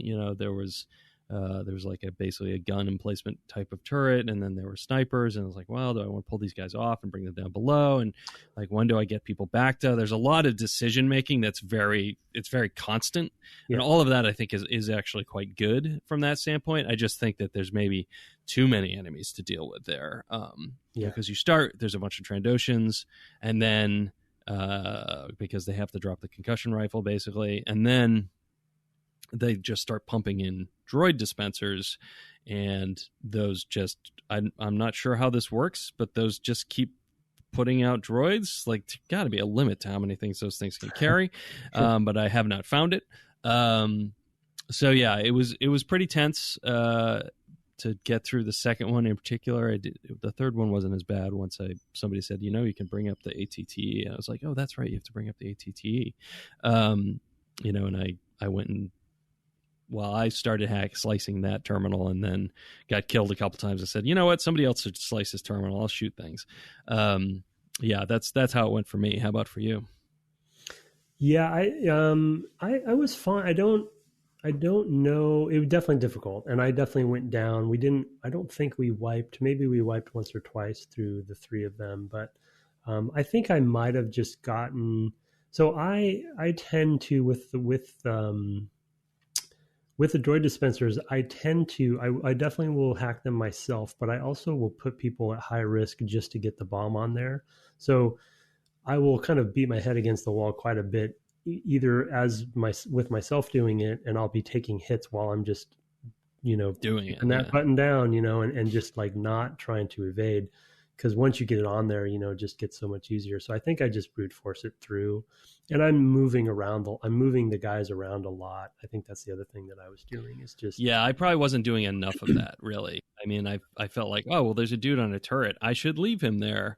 But once you're down below with the guy up above on the turret, that room was kind of the easiest for me. But yeah, just in general, when I would get somebody on something, I'd be like, okay, you're good. Like, I don't have to worry about you anymore. Right. I was trying to kind of pay attention to when it might make sense, if they were being hit or they weren't having a good shot on things or whatever, that I would move them around. The other thing I like in those hangars is there's pretty good placement of those explosives that I was talking about, there's a bigger explosive thing that you can set off manually. And then there's the barrels you can put proximity ones on, so you can fool with those a lot too, to really set them up for when the droids are moving around. And the droid dispensers, I always liked them because they were our solution to monster closets. We basically made a gameplay, a modular gameplay element out of a monster closet, which I thought was clever. But yeah, no, it's good. I think Jeff Jones was behind that as well. That was kind of his thing. Yeah, yeah, I think because he did them for the Geonosians as well. Right. And I think they are unlimited, which I wouldn't have done in something today. So that's not necessary, I think. And it's better to have, it gives you another option, right? To have them be limited, because you can either wait it out and just try to kill all of them, or you can try to get in there early. Versus making them unlimited. So, yeah. But anyway, I just like mashing all of that stuff together in these sections, I think is why. And then we get to the bridge, right, of this as well. Again, too hard, but yeah. Too hard, yep. And for some reason we put the Bacta down below rather than up above with you. So I can see some logic there, but not fair. There's no getting to it. I mean, I didn't even try. There's... Right. I mean, I think the thing that I did wrong there, although I managed to get through it, I think the first time, I don't think I died or wiped there. I mean, I did go down, but I was revived. I had three of us slicing all at the same time, which was too much, because it meant lots of enemies were building up. And I didn't realize, because I was doing one of the slices. So I was like, so I couldn't see what was going on. And I mean, I think there's two ways to solve that. I think it would be helpful if, and this is a way that the squad could seem smarter, would be if they tell you, we're getting a little bit overwhelmed here. Could I have a hand? Right. I mean, just something to sort of inform the player, because I think I love that the player can do the things, but it's also a time where the player needs the most information because your vision's locked. And that's maybe a blind spot that we had, which I guess is what the player also has, is that's a time where we really could use some more reinforcing lines of just knowing what was going on. Like, for example, hey, you're getting back to, but the bridge is about to blow. Hello, just things like that to kind of call that out. It becomes hard to manage all of the information coming in. So I'm not sure how exactly to do that, but it definitely felt like, when I turned around and saw how many droids were down there, I was like, oh, I had no idea. And now I will have the other squad members deal with these two things. I'll put another sniper out there and we'll try to clear these out. And I'll do those things one at a time. And I tried to manage it a little bit better. But but I definitely approached it entirely wrong. And the game didn't give me a lot of help. Yeah. I made the same mistake. And I'm sure I don't know if this was still read or not, but I'm sure that was the intent to sort of make people think, you have 3 hacks, you might as well put them all on there, and it's trap you. yeah. So it's a little bit dastardly in that regard. But the one from a composition standpoint, the one thing I liked about that room though is just this sense that you knew behind you that there was a ship battle going on. Yeah. and then you're trying to kind of help them by turning the guns on and stuff. But then once you do that, and you turn them on, you have the droid control ship that's controlling the droids being taken out, right? So there's this nice like cause and effect is very clear, and you can just watch. After that, you can just watch the glory.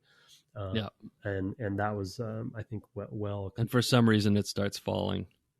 It's Star Wars. There's there's always some gravity. Just how there's gravity everywhere in Star Wars. Yeah, the X-wings wouldn't fly the way they do. No, they would not fly like World War II planes. No. Yeah. Yeah. All right. Well, we should probably put a pin in it there. There's a lot still to talk about.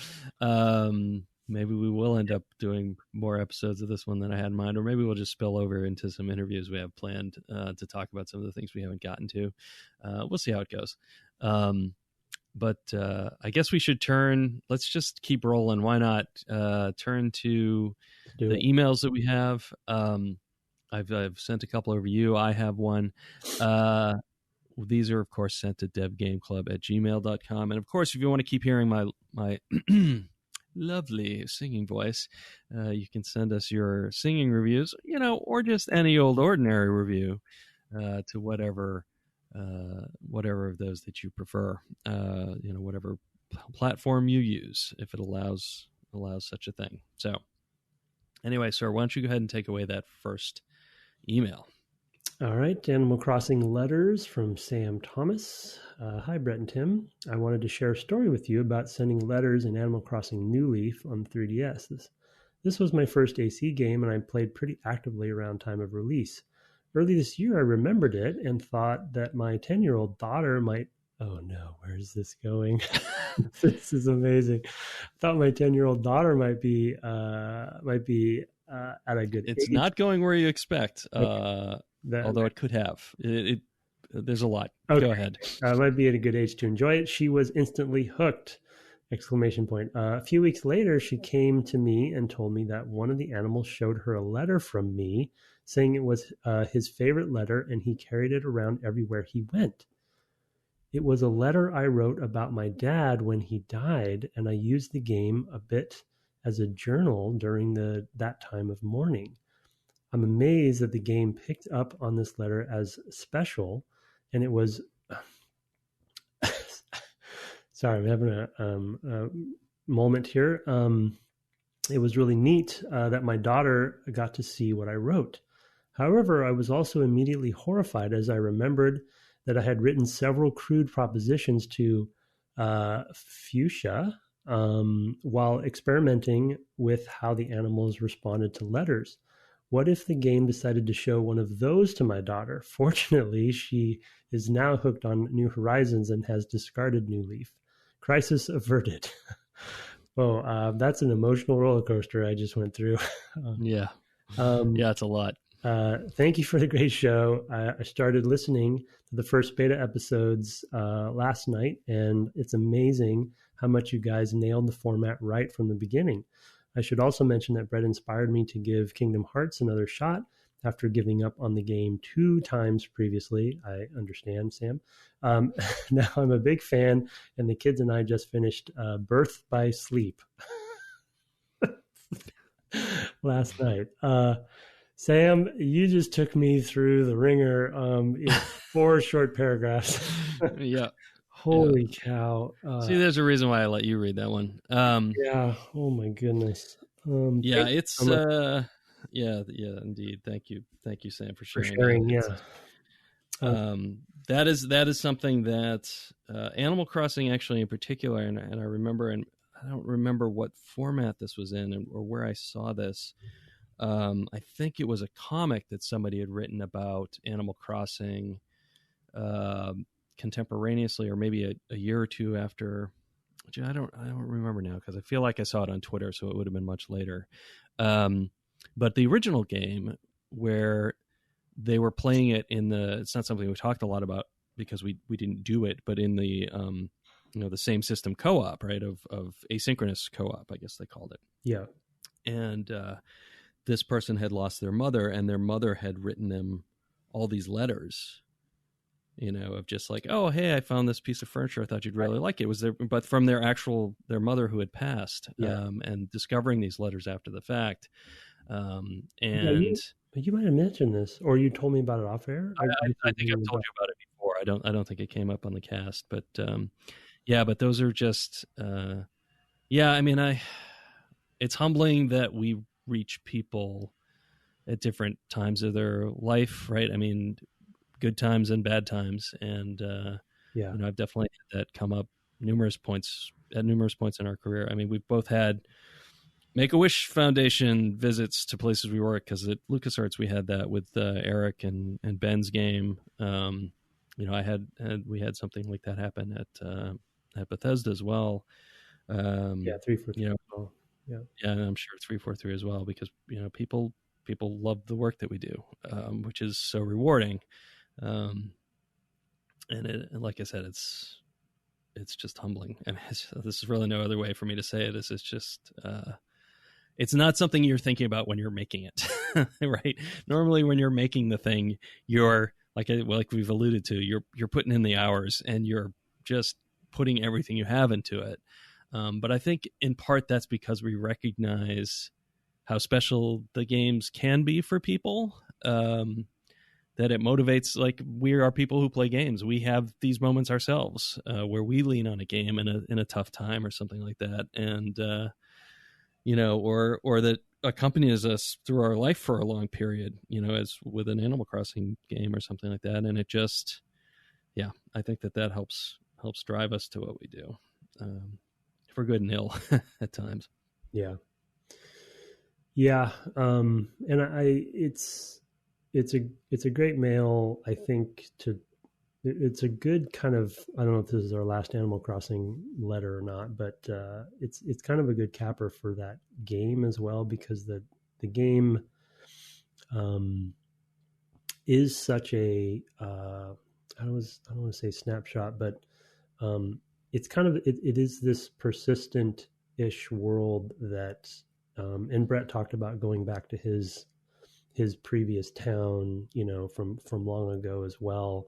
But it does try to create a sort of sense of place that we talked about on the series, and a sense of identity, and the letters, which we didn't really interact with that much and kind of dive deeply into them. But I did more than you did. You did. No, you're right. You did. I take that back. You did. You totally did. And building these relationships with these animals, and any media that we can consume throughout our lives that has a lasting impression on us, usually has some sort of element of those connections that are formed. And that's, again, why I like video games in general, is that that connection is a lot more motivated by the player, right? Rather than just a passive observer in a film or something.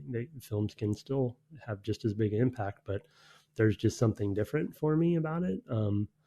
And Sam's story on sort of the both extremes that he shared, that is just so amazing, just reinforces, I think, that Animal Crossing is just a very interesting game because of that, and then sharing it with your daughter is a whole nother layer, that is just going to create unexpected emotions as well, I would think. Yeah, I would definitely think so. Yeah, I mean, I didn't really have that with my sons as far as this game went, because they were more into the competitive sorts of games. I think as we had mentioned, Nintendogs came out the year that Republic Commando came out, so they were when I was trying to play Animal Crossing with them, I think they maybe already had DSs, and they were like, no, let's play more. We were either playing Double Dash on the GameCube, or they were playing Mario Kart on their DSs, or over the wire, or over Wi-Fi, I guess. So we really never had. I mean, I tried to get it going, but they weren't really into it, because I have to pick weeds. Like, I mean, I'm sure they looked at it and were like, this is not for me. They love things where they got to throw things at each other. Yeah. Anyway. And then he ends with Kingdom Hearts, which is just and then he ends with Kingdom Hearts. So, Birth by Sleep is one where you play this same story from 3 different perspectives of these 3 friends. Unbelievable. And yep, it's good stuff. Yeah, okay, if you say so. Yeah, well, that's the last one I've played as well. So I started the next one, which is Dreamtop. Yep. Anyway, thank you again for the letter. And again, I know it was a little while ago, but sorry for your loss, Sam. I know that's tough. You're still a young man. And it's tough to lose a parent early. So, but I will move on to the as we must to the second mail here from Luke Terrio, who's written in before. His subject is Japanese term for, quote, peaceful media. So he's clearing up. Ikigai, the Japanese word you suggested Tim may have been searching for in the latest podcast, refers to a method of living that's about finding the balance between the things that one enjoys and is good at and the needs and practicalities of the world. Another possibility is the similar sounding iyashikei from the TV Tropes article on the word iyashikei, and I'm sorry about my pronunciation, these are probably both wrong, is Japanese for, quote, healing, a term used for anime and manga created with the specific purpose of having a healing or soothing effect on the audience. Works of this kind often involve alternative realities with little to no conflict, emphasizing nature, the mundane, and the little delights in life. While that article specifies anime and manga, I certainly see it as being applicable to games as well. If Tim was thinking of another word entirely, I'd love to know what it was. Given the state of the world right now, I am very much in the market for more relaxing, quote, healing works of art, whatever form they may be in. And to that, I can only say hear. Yeah, I don't know. I still don't know what term you were referring to. Yeah, I talked about it with Jen, with my wife afterwards. Yeah, it was the first one. It was the former. Yeah, because we have a book on that, and we have a book on the Norwegian and Danish one and the Swedish one. We just kind of went on a whole tirade on just getting into, or deep dive on these. Yeah, I was going to say tirade's not really not the right word, but a deep dive on just sort of I don't want to different ways of living. Yeah, different ways of living. Yeah, how different cultures are classifying sort of how they kind of deconstruct how to think about ways to live, and I'm not surprised that I don't think the Japanese one, I don't think that one I've read very much of, so I wasn't as briefed on it as the Hugo one, and so, but I'm not surprised that it's more about balance than it is about a specific direction, so that makes sense. But it was the former that I was talking about. Yeah. All right, well, let's wrap up then with a first letter, and I will say to the author and for the audience, Alan, that this is one I had to cut down pretty brutally because it's, even at the length I got it down to, it's substantially longer than most of the letters we read. Wow. Good for you, Alan. And it was probably that same length again. I cut out a whole bunch about some earlier games we played. So I will respond to you via email, but and generally, I'll say to that to folks that I generally will reply to email to anything we get, even if we don't have an opportunity to read it on the air. I do cut out things like, "Hey, you should play this game" or whatever, and we don't read those parts because again, we don't want to promise anything. But though I have read some recently that I'm like, "Oh yeah, maybe." So anyway, go ahead and read Alan's letter. Okay, it's from Alan, which it wasn't here, so I didn't know who it was from. But I'm sorry. Yeah, it's fine. You already said. Hi, Brett and Tim. I started Republic Commando during the year it came out, but only played an hour or so and never came back to it. I really liked the game, but just didn't end up making time for it, as I have a bad habit for buying way more games than I can finish. You and me both. I was very excited to start playing along with the podcast and had been hoping it would be possibility once it was added to the backward compatibility list for Xbox One. Well, I might have hit gap 1 for this game. Okay, so quick explanation. He had multiple gaps on our prior game. A gap is what we call a shelf level event, which is to say a point in the game where it reaches the level of you wanting to put the game on the shelf. That's what I assumed he meant. Yeah, okay, That's good. what he means by that. Okay, gap number 1. I just cannot seem to get off the bridge of the ship with enough time to disarm the computer or bomb or whatever it is that somehow takes a full 61 seconds while the tougher enemies just annihilate my squad. I played this section from about 2 a.m. to 4 a.m. Last Friday with no success. So sorry. On a few occasions, I did make it to the bridge with a decent amount of time left, only for my squad to get destroyed in about 1/3 of the time it normally seems to take. While the droidica seem manageable, they seem to be very effective in softening up the squad for the super battle droids to wipe out. The super battle droids seem to take so much damage before going down. Having 4 at a time, 2 on each side, seems a little unreasonable. So which bridge? This is the bridge at the end of the whole Geonosis section. Okay. Trying to visualize it. There's a lot going on. Yeah, we didn't talk about all the things that are going on there, but when you open the doors, there's droidicas that roll in.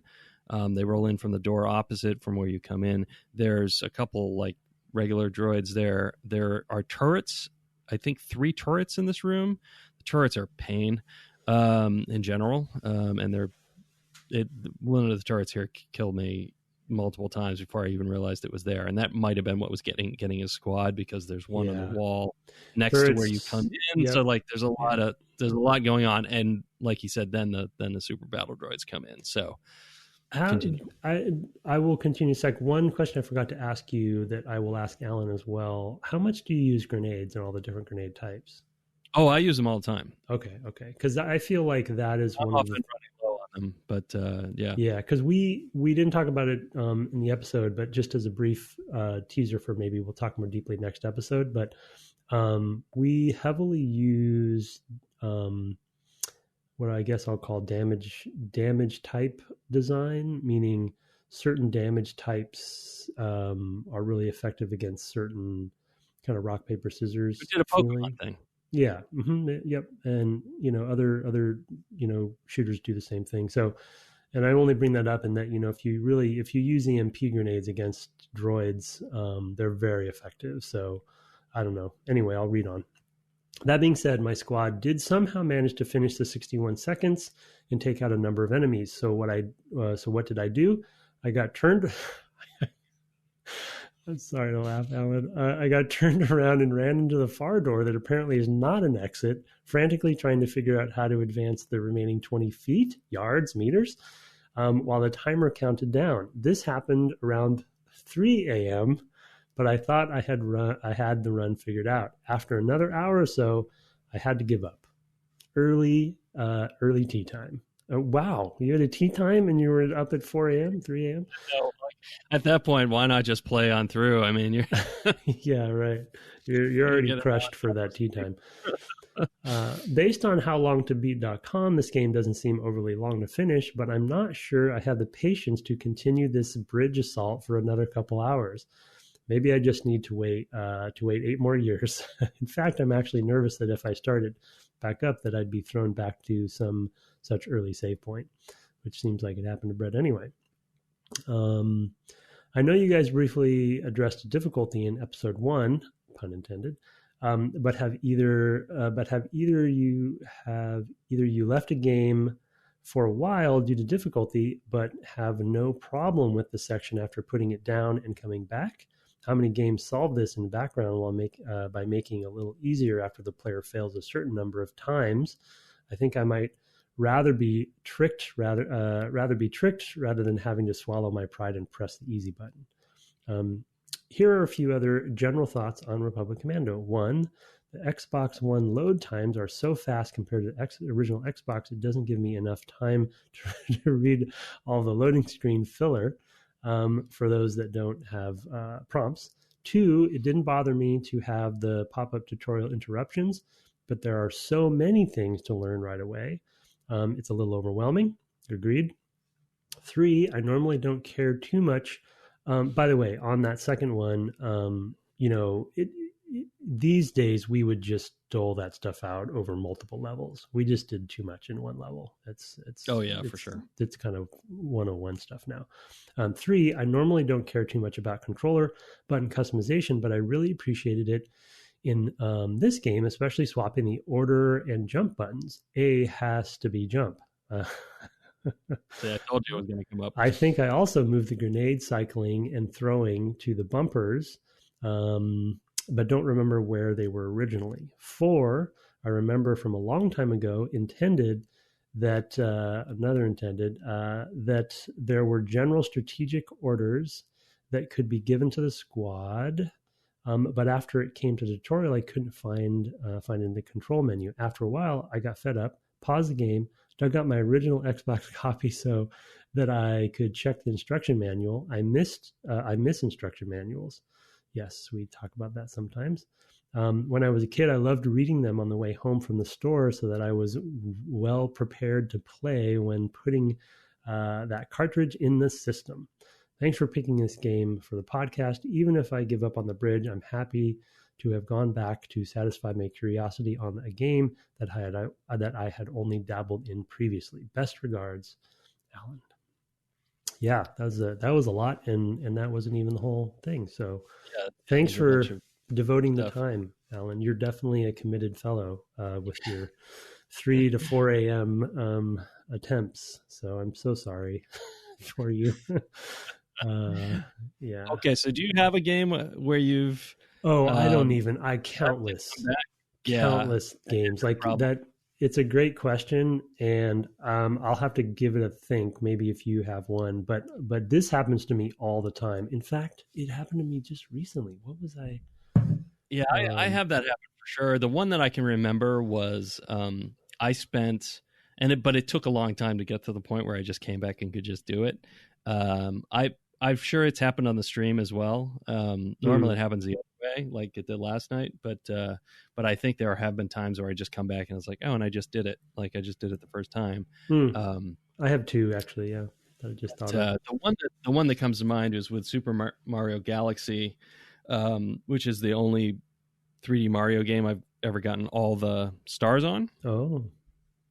There is a challenge very late in the game for 2 of the stars that involves there's these levels that are like pixel versions of the 2 characters of Mario and Luigi, and in the Mario version you're jumping around on Mario, and whenever you touch one of the pixels it starts disappearing, so you have to move around this whole thing, and you have to jump to all the 5 stars or whatever there are in there and then get back to the beginning to do it. So you end up using all of the different jump types because you need to move around. You have to like learn the momentum because he has a little bit of momentum. We talked about that when we talked about Mario 64. Because you cannot like just stop anywhere ever. I spent hours and hours over multiple days. This was right around when I left Bethesda, I think, right after, maybe the next year. And I was goofing off for a long time to relieve my burnout. And one of the things I did was burn myself out on Super Mario Galaxy. But yeah, there was a point at which I was like, there's one day where I just spent like 2 hours straight just trying to do this one level. And then the next day I came and I picked it up and just first try. Yeah. And then I had to do it again as Luigi on Luigi's thing, and with a different challenge where you had to get like 80 stars or something, or 80 coins, but they were all over the place. So there were a lot of different ways you could do it. That was a little easier. But I mean, just that was the time though of just like just absolutely banging my head up against the thing. Just, I was so mad. Anyway, you said you had 2. Yeah, well, the problem is I won't be able to remember with as much detail as you did, but one for the podcast that I may have talked about on the podcast, I don't remember, and Symphony of the Night, there was a couple bosses where, and it's even more difficult for me because of the podcast, because we're usually, on a clock. And you'd leave it to the last. And I leave it to last minute. Yep, I definitely could make my life a lot easier. But I've noticed, as a side note on your comment, I've noticed that one thing that helps me for leaving it for the last minute is my memory. Mm. Playing it the day before helps me a lot for the day we record, because if I were to play it like a week previous, it's, even my notes don't help me sometimes. But anyway, yeah, so there was I'm trying to remember which boss it was. There were actually two times that I remember I banged my head so many times against these bosses and just had to stop. And then the next time I played, I beat him instantly. So I really do, I think all rocks. Yeah, I figured you were going to say that.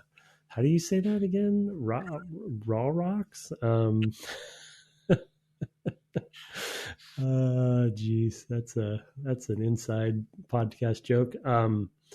I really do think there's some credence to that theory of that, where you just, I don't know if it's you sleep on it or there's something in your psyche, right? That just Well, kind of. I mean, I think it literally is you sleep on it. I mean, because that's when we integrate skills. Oh, right? right. You had mentioned this before, I think. Yeah. Yeah. I mean, that's so one of the things we learned about skills, and this is actually sort of one of the things that leads to the so-called Tetris effect, where you literally dream about Tetris, is that because dreams are so visual often, there are people who just see Tetris after they play a bunch. There are other games that have this effect, but that's the one that is very common. Is that why they named the game Tetris Effect? Is why they named the game Tetris Effect. Oh, yes. That's so clever.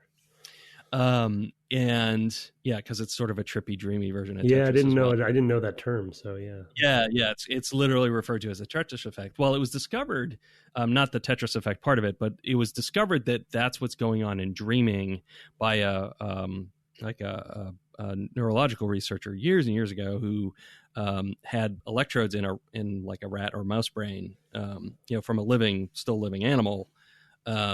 And they would run it through the maze, and they were trying to see what happens in the brain, like when we're learning things, right? And because even rodents learn, maze solving, and especially if you like incentivize them and things like that.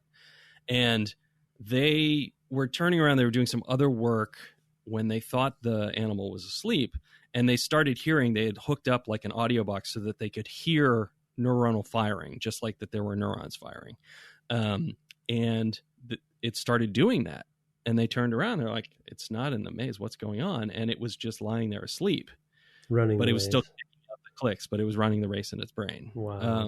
And that's how we sort of started to learn things about the brain as far as what happens. But yeah, literally sleeping on a thing can make you better at it. Yeah. Because you're going through all the ways, you're integrating all the lessons you learned, and moving the effective strategies, right? It's a coping strategy from evolution, to like, hey, we have all these inputs. How do we process those inputs and survive, right? Cool. Wow. So there is that. How many games solve this in the background by making it a little easier after the player fails a certain number of times? I don't know how many. There are games who definitely do it. Some of them show you that they're doing it, others don't. Yeah. Dynamic. I think it's more common now than it used to be. Yeah. Because it's nobody likes to have to swallow their pride, but we don't want to put people through that. Yeah, I don't know. Yeah, for sure. Yeah, it's I feel like we've talked about it from time to time. Sometimes it's called dynamic difficulty if it's not advertised. I think these days these days I think this might have been my opinion all along, but right now I feel like I'm kind of in the camp of, I think it's best for me. It's best as a player to tell me that you're doing it, because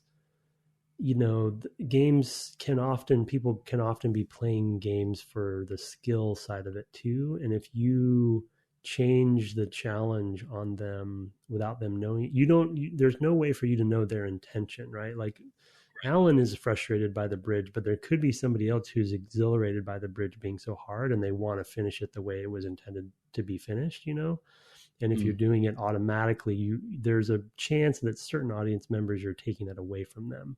So that's why I tend to like advertising that rather than having it be behind the scenes. I can't think of a automated opaque version of that I know of off the top of my head of somebody. Oh, I can, because I suggested it. Oh, okay.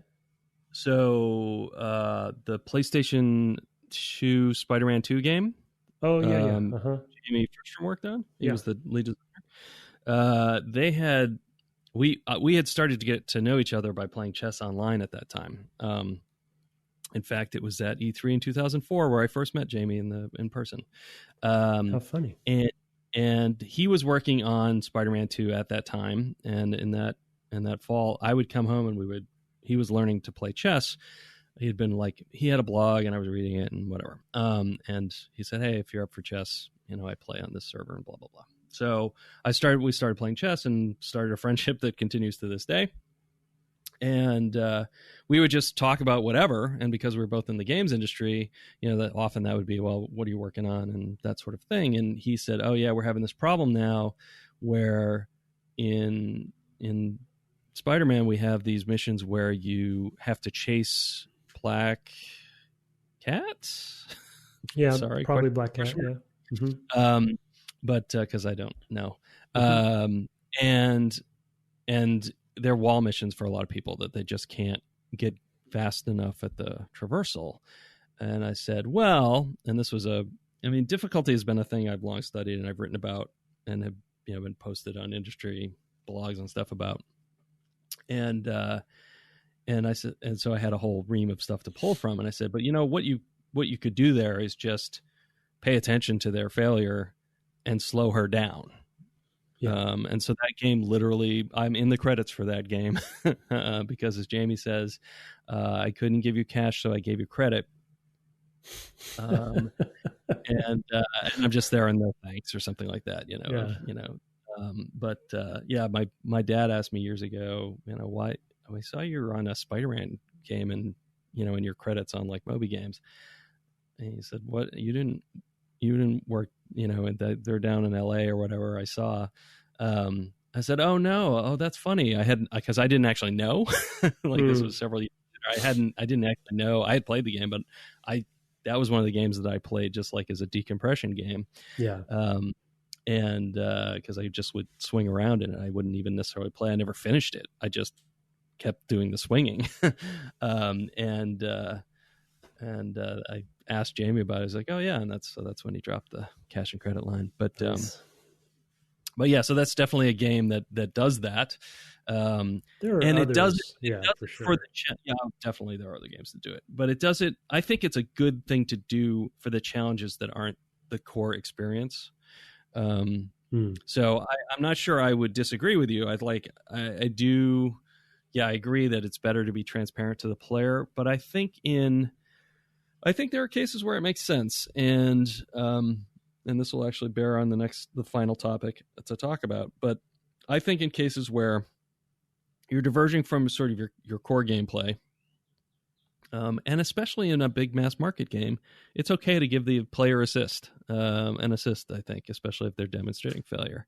So, yeah, I don't know. I mean, a player who's going to be so into improving their skills on that will learn through looking things up on the internet that this is happening, and they will I don't know, reset the console or whatever. They'll save. They'll find ways to train themselves if that's what they really, really want.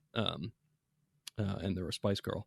That'll just happen because those are the players who do that stuff. And I'm kind of okay with like supporting the wider audience who will not know what they need to do, who may not know, who might find the easy difficulty too hard to do those things. And it's like, what do you do for them? Et cetera. So anyway, those are my thoughts. Yeah. So fair enough. And so the final thing was having to be jump. I think the grenade button, by the way, and this would be one thing that would be weird. The grenade button, I think, was the black button on the original Xbox controller. The original Xbox controller had those like black and white. It wasn't really, I guess there were black and white buttons. There was one that was on the left, and later they became like start and back or something. Yeah, and there's some wonkiness there. Bad. Yeah, and I think they moved around on the controller because they used to be near the thumb on the right side, I think, and then they moved. Is that true? Yeah, no, you're probably right. What I was just going to say is that the original Xbox controller didn't have bumpers, so Oh, right, and there that's you go. the Didn't have bumpers. fundamental. Yeah, There are only two triggers. These buttons instead. Yeah, Yeah, as well. Yeah, that's it. That's right. yeah, only the two triggers. So that kind of for grenades specifically, that's a pretty big problem. Yeah. If you want them accessible, we were following the Halo model in that that grenades were not a weapon swap, which I really like and prefer. So we had, when it comes to the rhythm of combat, you have melee, grenades, and guns, right? So those all need to be accessible. And I agree with Alan, the grenades were not in a good spot. And we had zoom in, but we didn't have really technically like aim down sight sort of everything. Yeah, we do. We have them, but it's not like not for everything, and it's not super well. It's not, when I say aim down sight, I mean like every weapon has it, and it changes the game play sort of in a fundamental way, like a COD does. So we just had zoom, like kind of like original Halo had. So anyway, I digress.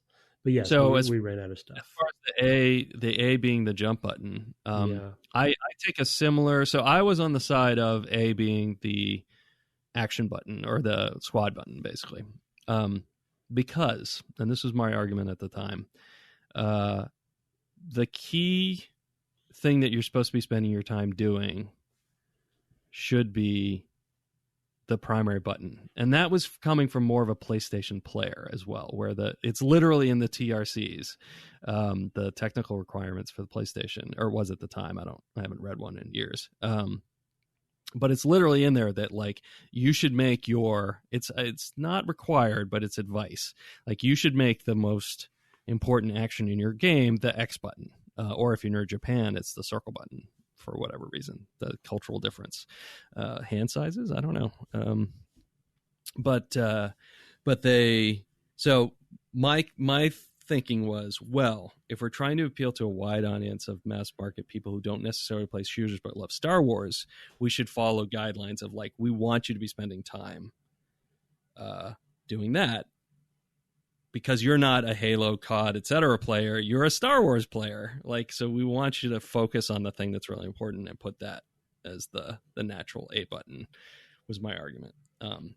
But I know that people who love shooters want that to be the jump button because that's what they do a lot. I don't think jumping, other than one place I've had to do it because of level geometry that was literally there to make you jump, I don't think I've hit the jump button in this game. No, it's not I mean, I understand Alan's. That might be why you're having such trouble taking the bridge there, Alan. I don't know. You're jumping up in the air, making a big target of yourself. Don't rub it in. Yeah, I don't totally understand the remapping. And by the way, kudos to you on having us be able to remap buttons at this era, because that is not common. Chris Grippios, I think, actually implemented it, but nice. Or maybe Jenny Huang, but one of the two of them. Yeah, that's above and beyond feature as far as I'm concerned for that era. But, at the time, yeah. I mean, unfortunately, I'm still with Brett on this. It's there was a recent example. Was I playing?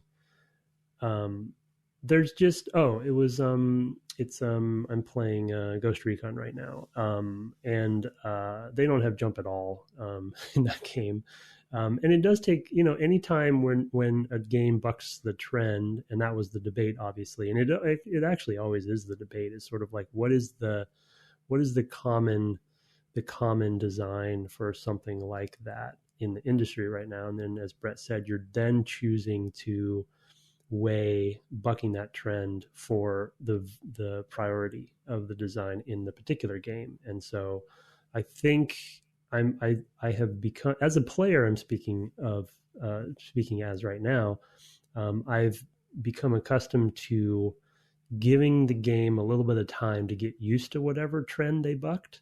And I feel like once I get over that hump, it's fine. You know what I mean? But I totally understand the initial gut reaction of like, oh, this is foreign. This is weird. I don't like this feeling. Yeah. But I as a player, I tend to push through that and kind of figure out what they were trying to do. I'm sure also there's a little bit of, as a developer, I'm trying to do some research with it. So I want to see why they made that. So I understand my perspective is unique in that way. But yeah, we didn't really even need jump. I think we have jump in there largely because of multiplayer, to be honest. Yeah. So yeah, and I mean, if you're out there playing multiplayer, more power to you. I mean, it is definitely good for that, and necessary, I think, to be able to jump more easily, because you're not going to command the squad at that point. You absolutely should have it be the A button. But we just didn't. Level design did not leverage the need for jump. So that's, I don't think there's anything in Kashyyyk that does. So yeah, I don't think so either. And there was just like one spot in the pipes, I think, where I had to jump over, somewhere in the Prosecutor, where I was like, oh, that's right, you can jump in this game. I think I literally said on the stream. Yeah, and I was like, what is that on the keyboard? And I'm using this weird split keyboard, and I'm like, oh, it's probably spacebar. And of course it was spacebar. But the other funny thing is a personal anecdote to his point, is when I started working on Halo, midway through Halo 5 maybe, I actually swapped to the bumper jumper, which only probably Halo fans know what I'm even talking about. But the bumper jumper control scheme, which Halo is kind of notorious for having lots of different control schemes that have been part of its sort of culture from the beginning. So it's expected, because obviously the pros were playing with something like that usually, but I kind of ended up being convinced what bumper jumper means is jump is actually on the bumpers, or one of the bumpers. And so what that allows you to do is turn and jump, and turn in the air, because your thumb is still on the right stick. And so it's sort of like, it helped me up my game a little bit. I'm still not, super great or anything, but I'm pretty good. But it was, that was just again, that's not your common design at all. But once I got used to it, I loved it, so just a personal story there. Yep. Being on the bumper. Yep. No, I'm a guy who tends to just acculturate to whatever control scheme the game wants. I mean, I'm so used to having played through a long era where there wasn't a lot of customization. I typically prefer the non-inverted controls, but I've also come to a point where sometimes I'll be like, oh, I didn't even notice I was playing this game that has inverted. It's usually both if I don't notice, because it's like the question is like, are you controlling the head that's turning, which is to me, the non-inverted, that sort of feels natural to me. The invert is are you controlling a literal camera camera arm, off of a camera, like you would use in a film studio? Yeah. That's the kind of distinction between those two things. Once I thought about it, I was like, oh, I can actually do both. I just have to accommodate that. That's the way. I have to just think about it that way. That's what I'm controlling versus I'm controlling my head. So it's been something I've gotten. I just kind of get used to it. That's the big one for me. Button mappings, I never really care about. I never remap buttons, unless something's really just egregious, usually because of my keyboard being so weird. I actually remapped for this. I remapped, I moved activate to E on the keyboard, because I think it's F usually. I basically swapped melee and activate, and thought I did a second thing, but I can't remember. Anyway, even on the keyboard, I swapped some things around. Might have been crouch, but anyway, just based on what I'm used to. And I always invert, so. Okay, well, next time. Go. There we go. We covered it. Let's talk more about control mapping. So thank you again for sending those in to devgameclub@gmail.com, Sam, Luke, and Alan. We love having emails we read and reply to everything. If we don't read it on the cast, you will get a reply from me. So thanks for those. And we, of course, love the reviews, as I mentioned. You can find the podcast. Well, I should say we're going to try to finish this game for next week. Mm-hmm. I guess so. I mean, yep. Is Kashyyyk? I don't remember if is it longer than the others? I think it's about equivalent to Prosecutor. Be fine then. Yeah. Yep. You can find the show on the web at devgameclub.com, where we keep all the show notes, as well as a timeline of everything we've played. And you can find the show on Twitter at devgameclub, where you can also find my co-host at Tim Longo Jr. with a JR at the end. You can find him at the same place on Instagram, where he occasionally posts pictures of this outside place I'm hearing about, I haven't seen for a while. You can also find me on twitch.tv/Brett Duvel. I'm playing Kirby's Epic Yarn and Epic Mickey still. I took a little bit of a break last week because the world has been a lot lately. But I should be back now. Our intro and outro music was written and performed by Kirk Hamilton and commissioned by friend of the cast, Aaron Evers.